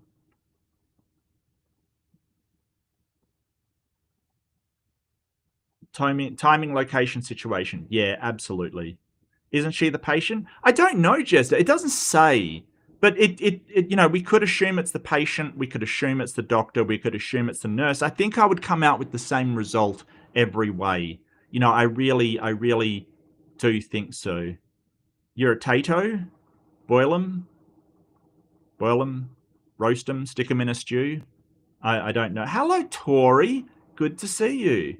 Good to see you. Mr. McTime, depends what you mean by that. Date a couple of really beautiful women in your lifetime. Yeah, I don't know. When I'm talking about beauty, I'm usually talking about who they are rather than how they look, to be honest with you. I think that people can be attractive, but I think that beautiful people, it goes more than skin deep. You know, a beautiful person is one, kind, sensitive, open, honest. You know, there's a lot of things that make up beauty to me. So, but hey, that's just my opinion. Other people have different opinions. That's cool. I totally get it. Proby says, my body is that of a god. Buddha body. Okay. Yep. Yep. Yep. Thought the patient was talking about the doctor's arms. Well, it's a nurse there. It's a nurse there somewhere. Catch lunch? Are they going fishing? They could be. Hey, fishing is a social situation. That works. Look, if that's what they're into, I'm not into fishing. I probably wouldn't do that. I don't like fishing. I just don't like it. It's just, you know, I don't know. Thought you were talking about firearms? Dang. All right. Okay, unless this turned terribly violent, okay. Don't stew, Chester. Okay. Yeah. You had a vasectomy while fully awake? Oh. Yeah. I would not do that. I would not do that. Pot of water. Yeah, I'll lobster him. That's it. That's it. All right. Well, I mean, how did the poll go? Thank you to everybody that voted. Everyone sucks here. Yeah, I think Aunt Jer kind of convinced me of that, or at least that the person's sort of out of line a bit. I think she convinced me utterly. Very persuasive. Very good. Very, very good. Okay. Next up, that is an ad. Ignore it. Okay, I just drop into this to make sure it's a real one and not gonna. Yeah. Okay. Cool. Next up on the firing line is, am I the arsehole for not wanting to buy a friend's parents' home? Not wanting to buy a friend's parents' home. Well, this is a bit weird. I don't think so. I mean, no one should force you into buying anything, right? That's sort of capitalism 101. Right? I mean, that's really weird. That's really weird. Not buying your friend. How dare you not buy my friend's parents' home? How dare you? Look, the way the real estate market is around here, I'm sure they will get, you know, a decent price for it. Like, seriously, don't stress. So I'd say no, straight up. Yeah. No, that's fair, Mr. McTine. That's fine. That's fine. It's all good. All good. Look, some people just vote randomly just to screw with me. It happens. But I will persevere. I will persevere. We'll keep going. Me and my spouse. Look, technically in English, it's my spouse and I, but I'll let you off for this one. In our early 30s and currently house hunting new builds. A friend, natural, apparently a Nat friend, who is natural. I'm joking. Nat or Natalie. Heard about this and messaged us saying it's perfect that we're in the market because their parents are moving to their homeland and looking for buyers. They're going to the motherland. Okay, so, you know, so new builds, right. I politely declined and said we've got our eyes set on new builds. Nat then got defensive, stated that his parents' two-story home is beautiful and continued to list all the pros individually, all of which are true. I responded and said, 1, we want to be the first homeowners. Okay. And 2, we only want to remodel, make changes once in our late 50s before retirement age. Early 30s. Okay, planning ahead. Look, I'm there for it. It's fine. 3, we specifically wanted a single-story home because this will be a forever home and don't want stairs in our old age. That is actually... these people are like looking forward way further than I ever have before. I have never even thought about that. Look, that is one way to look at it. The other way to look at it is if you have stairs, you will be more fit as you get older. Maybe they go to the gym because apparently they've got mental health issues. I don't know. 4, new builds we're looking at and his parents' house are the same price, though their home is way bigger, and that's without updating this and to make their home our home.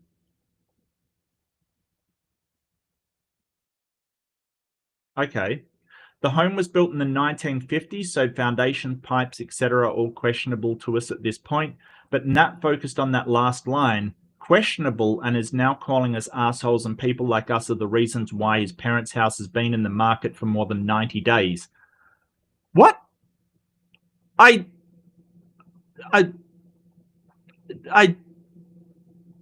days? 90 days, 3 months. Okay. Okay. Maybe it's not a very good home. I don't know.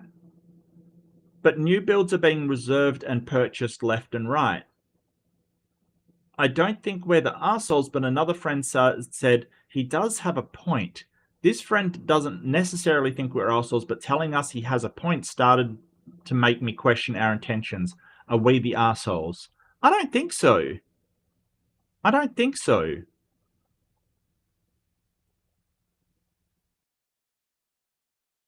Like, here's the thing. Like, when you have business, like, even with a friend, if you have business, you can't treat them like a friend, right? If you have a business relationship, it has to be business.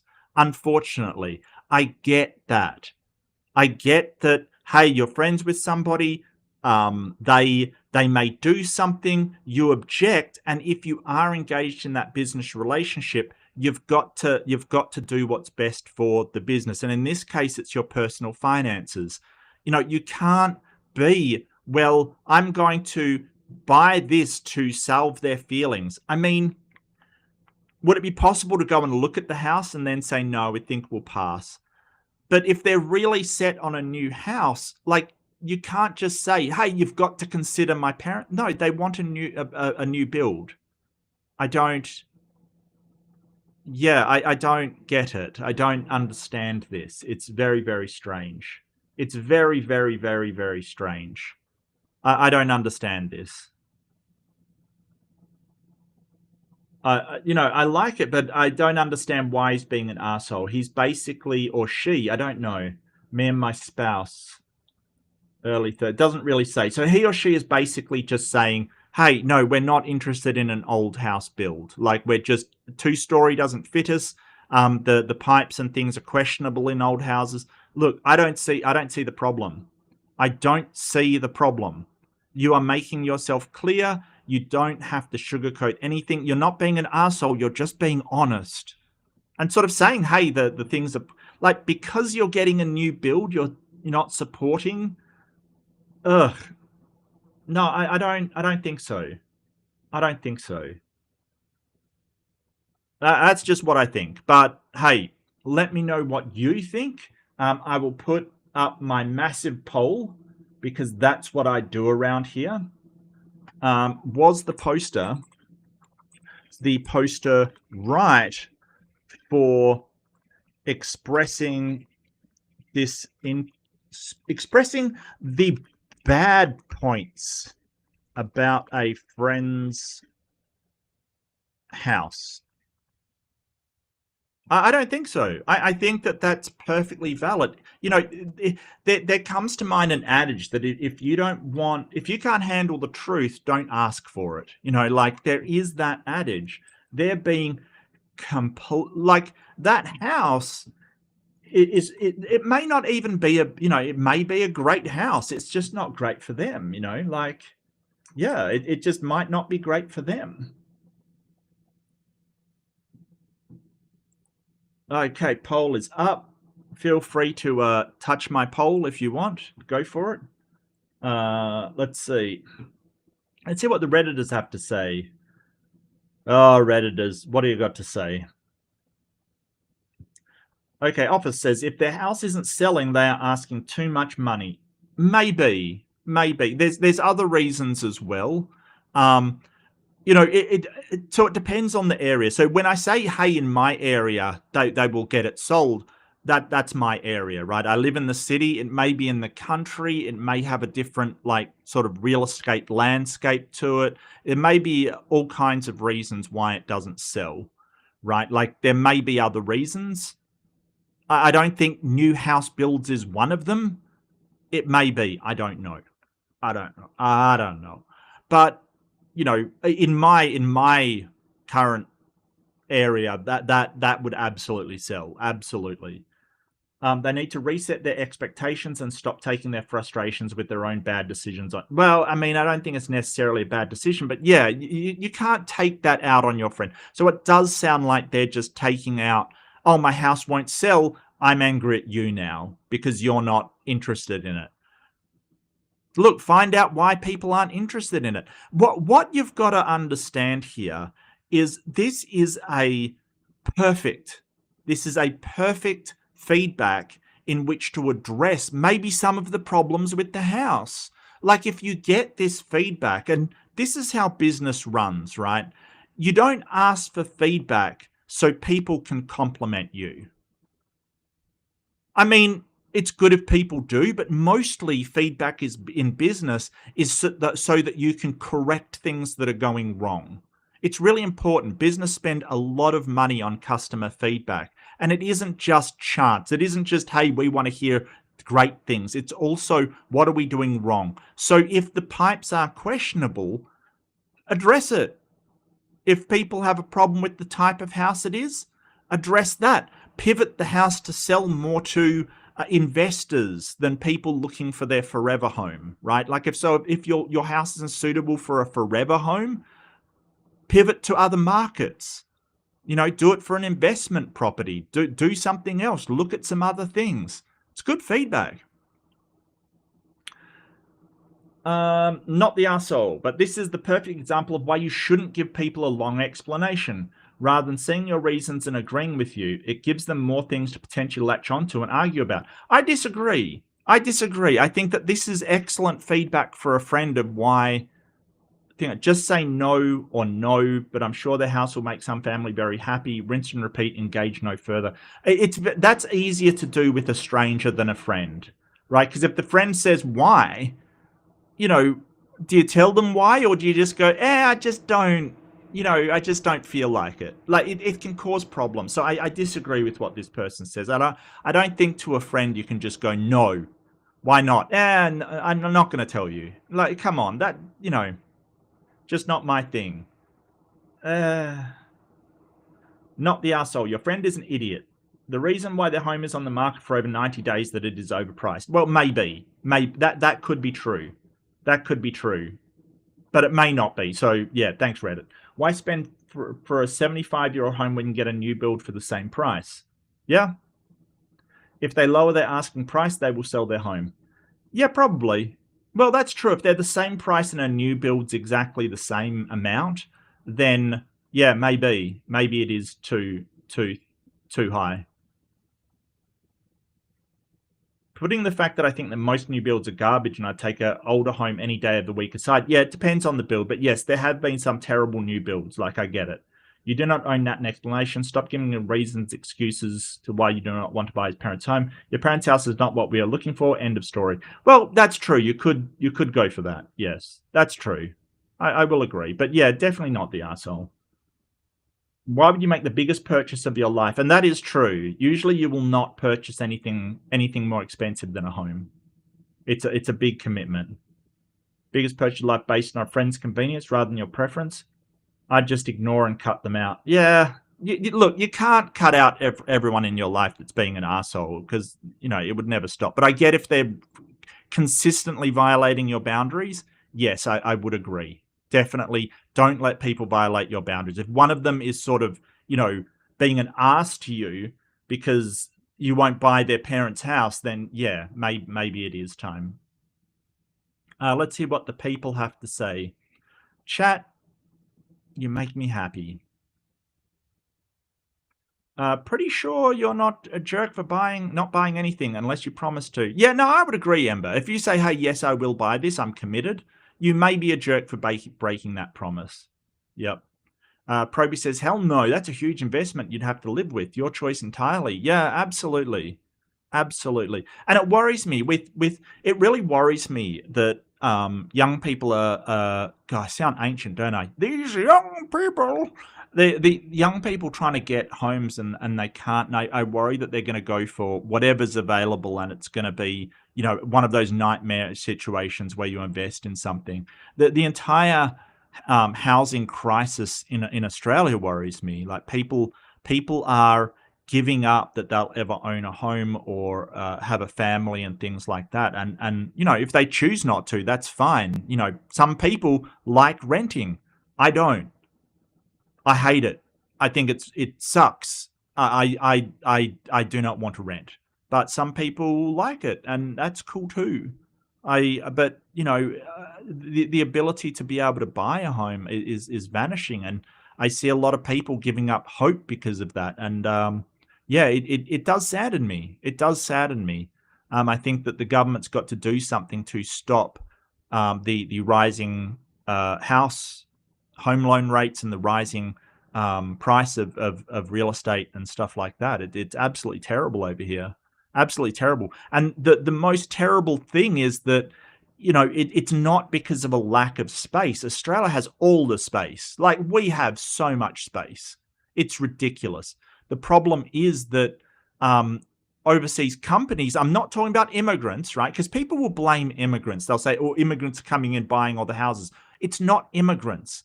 It's companies, right? It's corporations coming in, buying the houses, and then, jacking up the prices. They're making money off of it. The government's got to stop that. Overseas investment companies buying property, not immigrants, because immigrants are going to be living there. They're us. They're us. They're all just us. That's not the problem. So it's complicated. I'm going and like and subscribe to Make Your Mates. Well, you don't have to, but I do appreciate it. I do appreciate it. No, you're not the arsehole, but I'm sus there. Sus in the chat. Something more to the story. Yeah, no, I get you. Elon was Schrodinger's arsehole? I had to read that out. I had to read that. That's such a weird statement. We just had to wait to see if it was for buying or not buying Twitter. Yeah, as it turns out.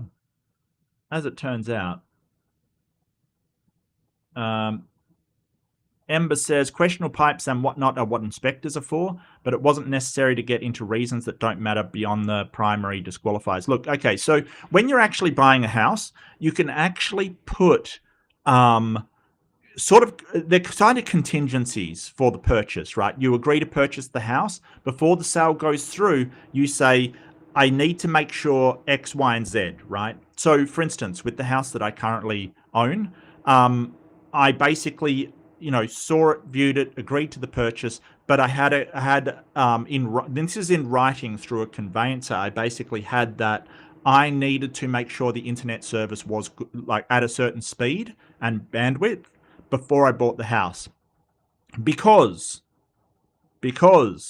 I know from where I used to work in my previous life, I used to work in internet services, that if my bandwidth was crappy, I would not want to own that house, right? The internet had to be up to scratch. So now the law says where I am, I organized that. I basically worked for an internet company, so I checked out the cables, checked out stuff, made sure that it had a decent connection, and then notified them that I had confirmed the conditions of that stipulation. So you can put, hey, we've got to make sure the pipes are all good, and basically investigate that before you go in. Not that the other 4 reasons weren't enough not to purchase the house, but that's one that maybe they could not have mentioned. But, they were just being thorough. I get that. But yeah, I totally get it. It wasn't necessary, you're right, but they're just running through the reasons that had occurred to them. Maybe not. Maybe there's nothing more to the story. I was expecting, so we wrote the contract, then ripped it up, and now Farron's parents are in a jam, but I guess not. Yeah, Davian, that is not. That is not.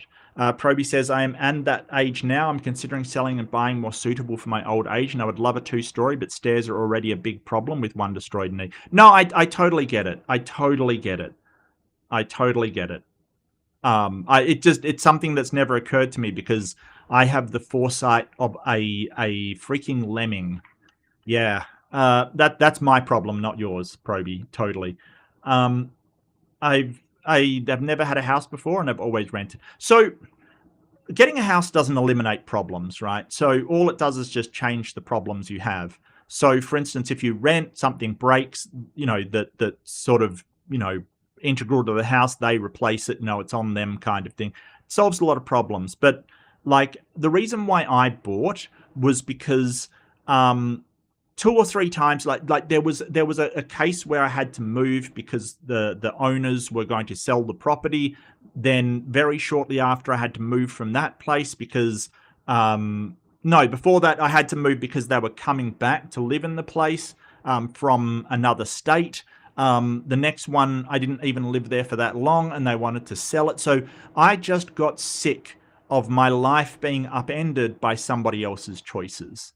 And so I went, no, that's it. I am absolutely not standing for this anymore. I'm not taking it. Nobody's moving me out of my place. And that's really why and luckily I bought just before prices started to really ramp up. I was very, very lucky.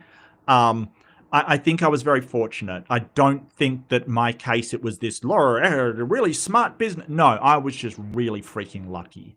Incredibly lucky. I will acknowledge that. But yeah, it doesn't eliminate problems, because if something breaks, I have to fix it, or get someone to fix it. If there's there's all kinds of issues that you have while you're a owner. Rather, have to go to owners, sort of collaborations and things. Like, there's a whole bunch of other problems I have. It doesn't eliminate your problems, but it's a good investment. It is a good investment because property values, they always go up. It just depends on the speed that they go up. It usually always goes up. Get a realtor. I mean, you can use realtors. Sure. Nothing wrong with using a realtor. They usually, sort of conveyancing is when they transfer the property from one person to another. They usually will have someone to do the conveyancing as well, which is really handy. But I mean, I didn't use a realtor for my place. We just checked out open homes and stuff like that. Stop the Stupidity says a home is a big cost. You want what you want. Yeah, absolutely. And here's the thing. Is a house too expensive? And this is something that I sort of learned, that the price of it is what you're willing to pay. If you absolutely love it, it may not be too expensive for what you pay, right? Like, because the place that we got was on the slightly more expensive side, and we really loved it. And so sort of asking, so I said, are we paying too much? And it's like, well, if you really love it, what's too much? You should work out ahead of time what is too much for how much you love a place. And if you really love the place and you're going to live there, it's not too much. I look back now and I'm like, hey, we played slightly above to make sure we got it, because other people put in offers as well. It was worth it, 100% worth it. It all depends if it's worth it to you. So, expensive or cheap is really what it means to you. It's a relative thing. Ember says, I'm terrified of stairs. I fell down a lot of them during COVID, but alas, I must endure. The downstairs kitchen got disassembled to make room for another freezer. Wow, okay. I'm so sorry to hear that, Ember. That sucks. Stairs don't worry me. I don't usually get... there is a feeling you get of looking over something that's called vertigo, and I don't know why some people suffer more from vertigo than other people. Like, I don't suffer from vertigo much at all. My wife, she suffers from vertigo a fair bit. Like that feeling of falling when you look over the stairs or whatever. I don't get that at all.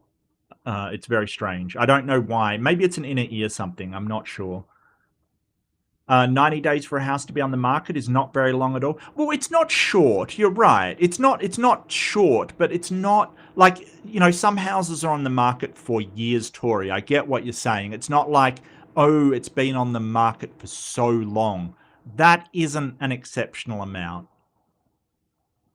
On that note, I channel the words of Scarface. What's love but a 4-letter word like stick, stuck, and kicked to the curb? Okay, I don't remember that from Scarface. I will take your word for it. Deviant says, sounds like a friend's taking out stress of a family situation on the poster. Yeah, absolutely. I would agree. And that's not okay. It's not okay just to expect, oh, you'll buy my parents' house? This is life investment, because it would be perfect for us if you did. Yes, correct. I absolutely agree, Deviant. I think that they are having a stressful time, and but going to them and saying, hey, I realize you were stressed out, but look, it's nothing to do with you. It's just we're not interested in the house. Try not to, I get everyone gets stressed, and sometimes you lash out. I get that. Don't be afraid to say, hey, sorry I lashed out. I was really stressed. It doesn't excuse what I did, but I do apologize. It's not a problem. Everyone gets stressed. Everybody lashes out occasionally. It happens. It happens. Be kind to yourself. Just don't beat yourself up about it, but just apologize. Just say, hey, I'm really stressed out. I'm sorry. Get a realtor and say you have nothing to do with it. Yeah, I mean, that's generally what a realtor is for. They just do all of the work for you, which is sure. Especially if you're selling from another state or something, you've got to get a realtor, right? You can't sell it from another state. You've got to get somebody. Is the friend getting the cut of a sale or something? Is that why they are upset? I would have questions for the friend. Well, maybe it's the inheritance that they're after. I don't know. You don't know. You don't know. Can we talk to the past residents? Usually not. Usually not. I mean, if in this case, they may be able to. They may be able to talk to the old couple, the parents. But usually in cases, no. No. I mean, I didn't get to talk to the previous people in mind at all. The person doesn't need to list any detail. I agree, but it does sound like they're being thorough and listing all the problems. Like, when somebody asks for feedback, sometimes you think it's best to give all the feedback you can, especially if they're trying to sell their home. You might want to point out everything that concerns you so they can address it. I don't think they were being an arsehole. It might have come off the wrong way, but I really don't think they were being an arsehole. Jer says, OP is not singularly responsible for the house not selling. Are they blaming the rest of the potential buyers as well? Well, apparently they're blaming all of the new build buyers, like everybody that bought a new house, which is kind of ridiculous. But I get the point you're making. They're blaming one person, even if it was because of new builds. They're blaming one person for the actions of many. Doesn't seem right. It really doesn't seem right. Tori says, when I bought my house, situation was a bit of an exception. It looked like it, and it was on the market for less than 24 hours. When you looked at it, wow, that's a quick sell. That's a quick sell. Wow. Deviant says, I mean, there's more to just it's more than just that is wrong with their friends acting towards the OP, but part of it, don't take out your personal frustrations. Yeah, I agree. Check yourself first. Is this really the person and thing causing my upset? Then double check yourself. Maybe triple check. Well, I wouldn't go to extremes. Arja says, maybe if the friend was being insistent, they felt the need to justify it. Could be. Tori says, if there's big issues with the house, the seller should either address and fix those issues or sell as is. I agree with that, yes. If someone brings up, and it's always, because, I'm mostly known for debate. Those that don't know, I do debate upon occasion, as much as I can, which seems less and less these days. I love to get feedback, which is critical. Constructive, but critical. So, hey, that part where you did this wasn't the best. You can't address these things if you don't know about them. So I may not agree with the feedback, but I always thank them for their feedback. You can just say, hey, no, I disagree with you, but thanks for your feedback. Like, that's the thing. Like, someone may say, hey, I hate your PowerPoint presentations. I disagree. I find them useful. I think they're good. I think they're helpful to do my case. But thank you for your feedback. You don't have to go, how dare you have a differing opinion of mine? You don't have to do that. You can just say, hey, thanks for your feedback. Really appreciate it. I disagree, but thanks for the feedback. It's possible. You don't have to take it personally. Why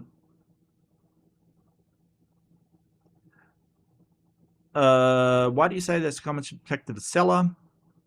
Yeah, no, I get you. Well, I think that sort of some people can see that feedback as very personal. I don't agree with it either. I think that being thorough is sort of, that's what I'm about. So I agree. I agree. Don't they already have plans for what they want? Yeah. Yep. They sure do. The house could be very outdated and not a cool way, says Stupidity. Yeah, could be. I mean, if you're talking about a 1950s house, yeah, it could be very, very outdated. It may be better as a renovation property, but they said they didn't want to renovate. So, yeah. Did the parents move away or pass away? I don't know. Moving to their homeland. So apparently they are going to their motherland. They're moving back to the motherland.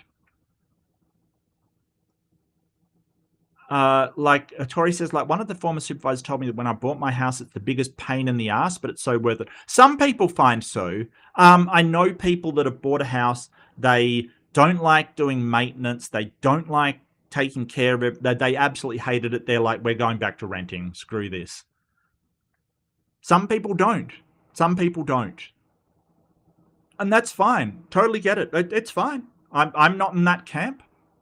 But my pet peeve and the thing that makes me absolutely livid is when I've got to move out because somebody else wants to. No, somebody else owns the house.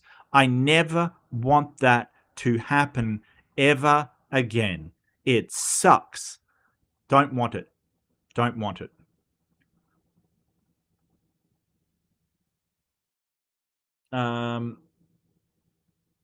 Never mind. I didn't realize the arsehole comment. Sometimes I'm dumb. No. It's totally cool. It's all good. Look, everyone's stupid at some points. It's just a natural thing, right? Like everybody is. We all miss stuff. Hell, I miss tons of stuff. Damn. I miss a lot. Absolutely.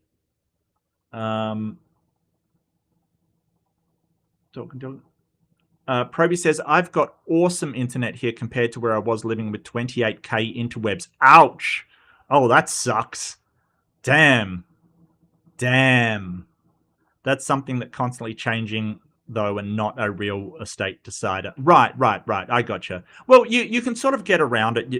As technology advances, we do have, things like, the Skynet thing, Elon's satellite internet. You do have. So the thing about it is that because I'm a gamer, something called latency or ping is a big problem for me. So, okay, so tangent time. Tangents in the chat, everybody. Tangents in the chat. So latency is the time it takes to send a signal to somewhere and then back again, right? So if you're, let's do some stuff, right? Let's do some stuff. Give me one sec.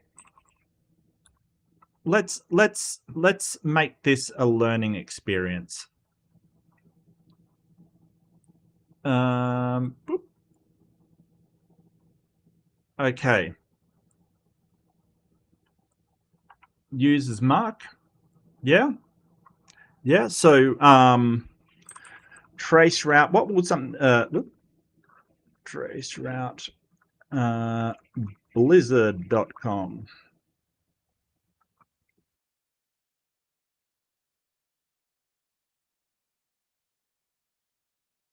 Okay. Are you fascinated? Is it the best thing you've ever seen? and I misspelt blizzard. So hopefully, what is that?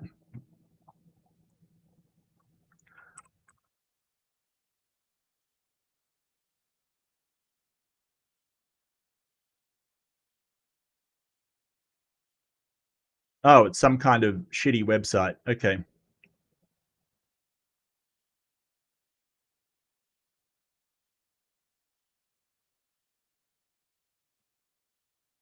Why did my thing vanish? Why did my thing vanish? Where's my... Did my screen just vanish? Is there nothing on the screen? How dare you? How dare you?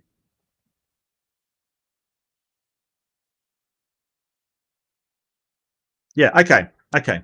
So this is to some random place, right? Like, so, because I misspelt blizzard. So this is called a trace route. Basically, it's showing the hops. Like, so every single server going over to whatever it is that I've gone to. So that's my router. Don't bother searching for that address. That is not my address. That's the next hop kind of thing. So this basically will show all of the response times in milliseconds, and that's latency. So as you can imagine, when it goes out through these fiber optic network cables, it's actually quite fast, right? But if you're beaming it up to a satellite and then to somewhere else, it's going to be a lot less fast. Okay, that's all I can say on that one. It is going to be insanely not fast. Okay, it's going to be incredibly slow. Right, so if you want to get a signal to somewhere, you don't use satellite if you want to get it there fast, because it will take a while. This means that your response time is really slow, and that doesn't matter in a lot of cases, but it does in online gaming. Because if you round a corner and see somebody and you want to shoot them, for instance, you know, in the game, if you don't know they're there until, like, 500 milliseconds later, half a second later, you have a huge disadvantage. Huge. So having that latency being good is important for me. And it's important that I have a big bandwidth as well, because I don't want to spend 5 hours downloading a small file. STS said I put tons of work into my house, something I knew nothing about till I bought the next one. I will not want something I have to fix. Yeah, absolutely. Yeah. I get you. Stop Stupidity said my last 2 rentals were sold. I had to move, so I bought a house. Yeah, exactly the same thing I did. I really don't. Land doing nothing but going up, and will do. There's never been a point where land and real estate has not been a good investment. And maybe if a war breaks out, TPC, and maybe there's exceptions, but generally it's a really good investment. As opposed to a car, for instance, car's a terrible investment. As soon as you drive that car off the lot, it depreciates in value. It only gains value once it becomes a classic or an antique, which you have to wait 25 or 50 years to do, or something like that. It's at the current rate, you'll be, no, don't, no. That sucks.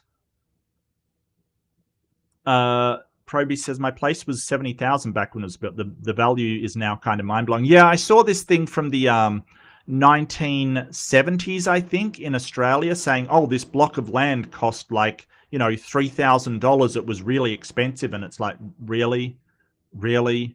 Mind you, they were like 20 cents for a meat pie. It's like, wow, okay.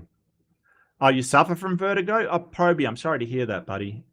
Yeah, I don't know. It's never really, mind you, my father was an electrician, so I used to be up on roofs from a very early age. Maybe it's something to do with that. Maybe just genetically, something about the inner ear and balance. I don't know. Scarface the rapper. Okay. I am ignorant. I'm saying dumb stuff. I'm right there with you, McTime. Scarface the rapper. I didn't know there was. Look, I got to be honest with you. I am not much into rap. It's not really my thing, but that's okay. I respect other people's things. I recognize the talent that rappers have. It is modern day poetry. Absolutely. And some I do kind of like, but I'm not huge into it. But Scarface around, but you did sound cool. Yeah, I knew what I was talking about. Sure. Let's say that I did. Let's all just pretend that I did in chat. Absolutely. Imagine being able to buy a house. Renting house isn't really a thing in Sweden. It can happen, sure, but in general, you rent apartments, not houses. Yeah, fair call. Yeah. No, that's cool. But some of those like European apartments are just gorgeous. I stayed in an apartment in the Netherlands. It was just gorgeous. Just gorgeous. It was beautiful. It was near the canals in Amsterdam. Was it Amsterdam? No, I think it was Haarlem. I'm not sure. It was gorgeous. It was just a lovely time. It's insane that you can rent a house long term. Yeah, it depends on, like, over here you have like you have the rental agreement for a certain time.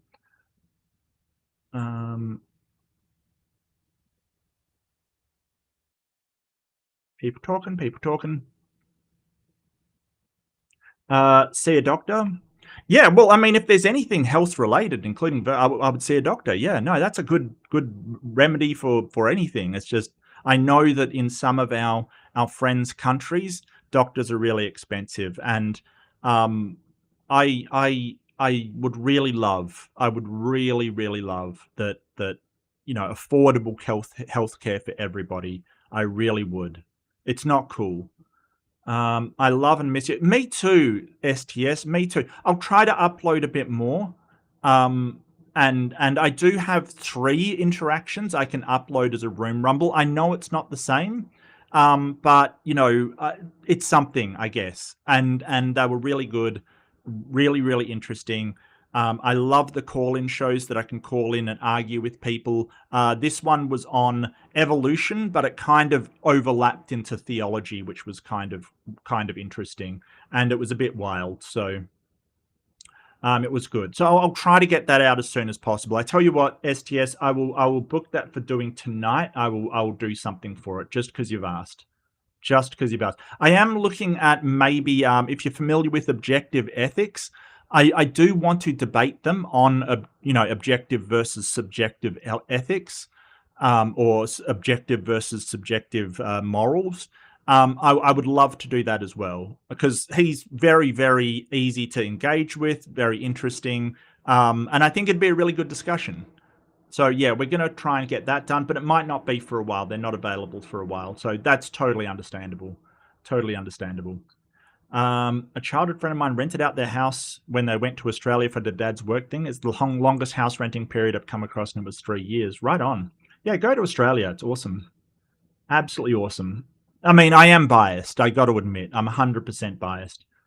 Asbestos. Oh, asbestos or lead. Yeah, that might be a problem. But if it is like here, you have a legal responsibility to say if there is any asbestos in the house. That can get you into real trouble. Presumably, it will. Anyone want to drink a bottle? Yeah, sure. Bring one to me. Yeah, cool. It's not a Mark Reed. Well, I had the rant at the start, Tori. Okay, so this was a bonus rant. Okay, this was a bonus rant. This was totally free bonus rant. I had the rant at the start about various things, so the Reed rant already had been. I hate that has a name now. I really do. Yeah, Proby, take care, my friend. I didn't see that there. Take care. Peach cider? Damn, that does sound good. Look, I really love Recordalig. They make a strawberry and apple cider, and I think a mango cider. But they make all these different flavors of cider. Recordalig is fantastic, and Deviant probably knows what I'm talking about. Deviant probably knows exactly what I'm talking about. Boiling me in stew, shooting people? Wow, yeah, no, look, I occasionally war crime. How often? Not recently.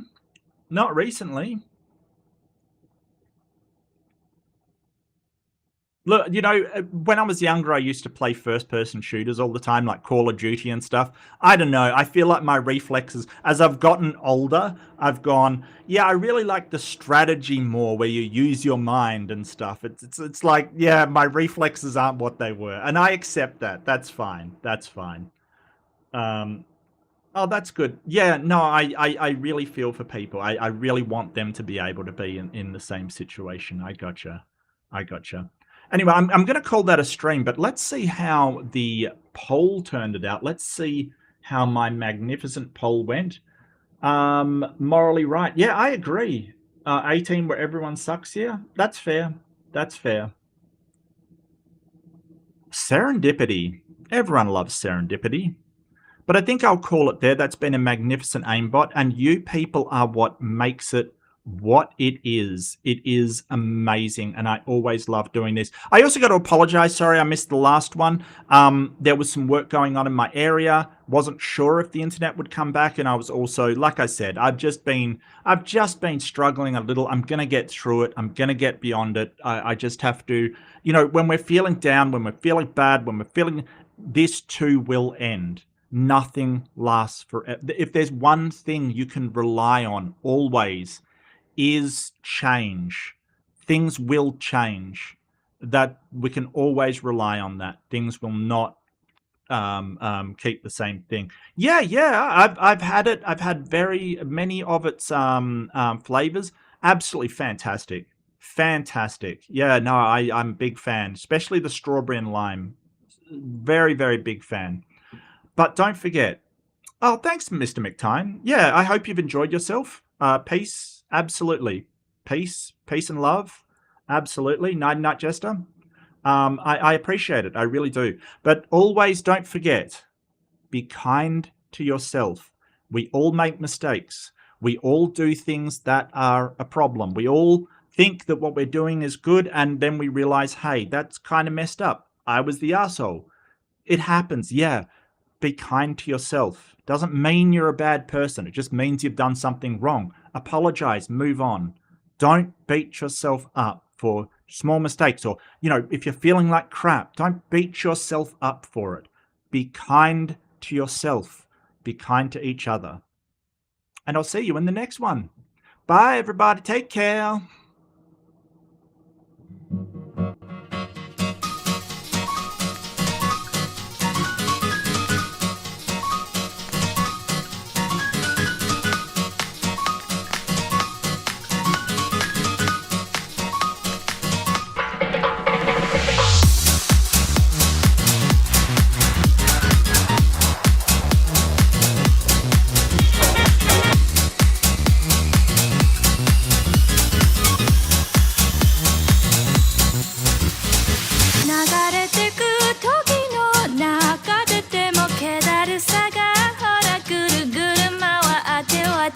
Halo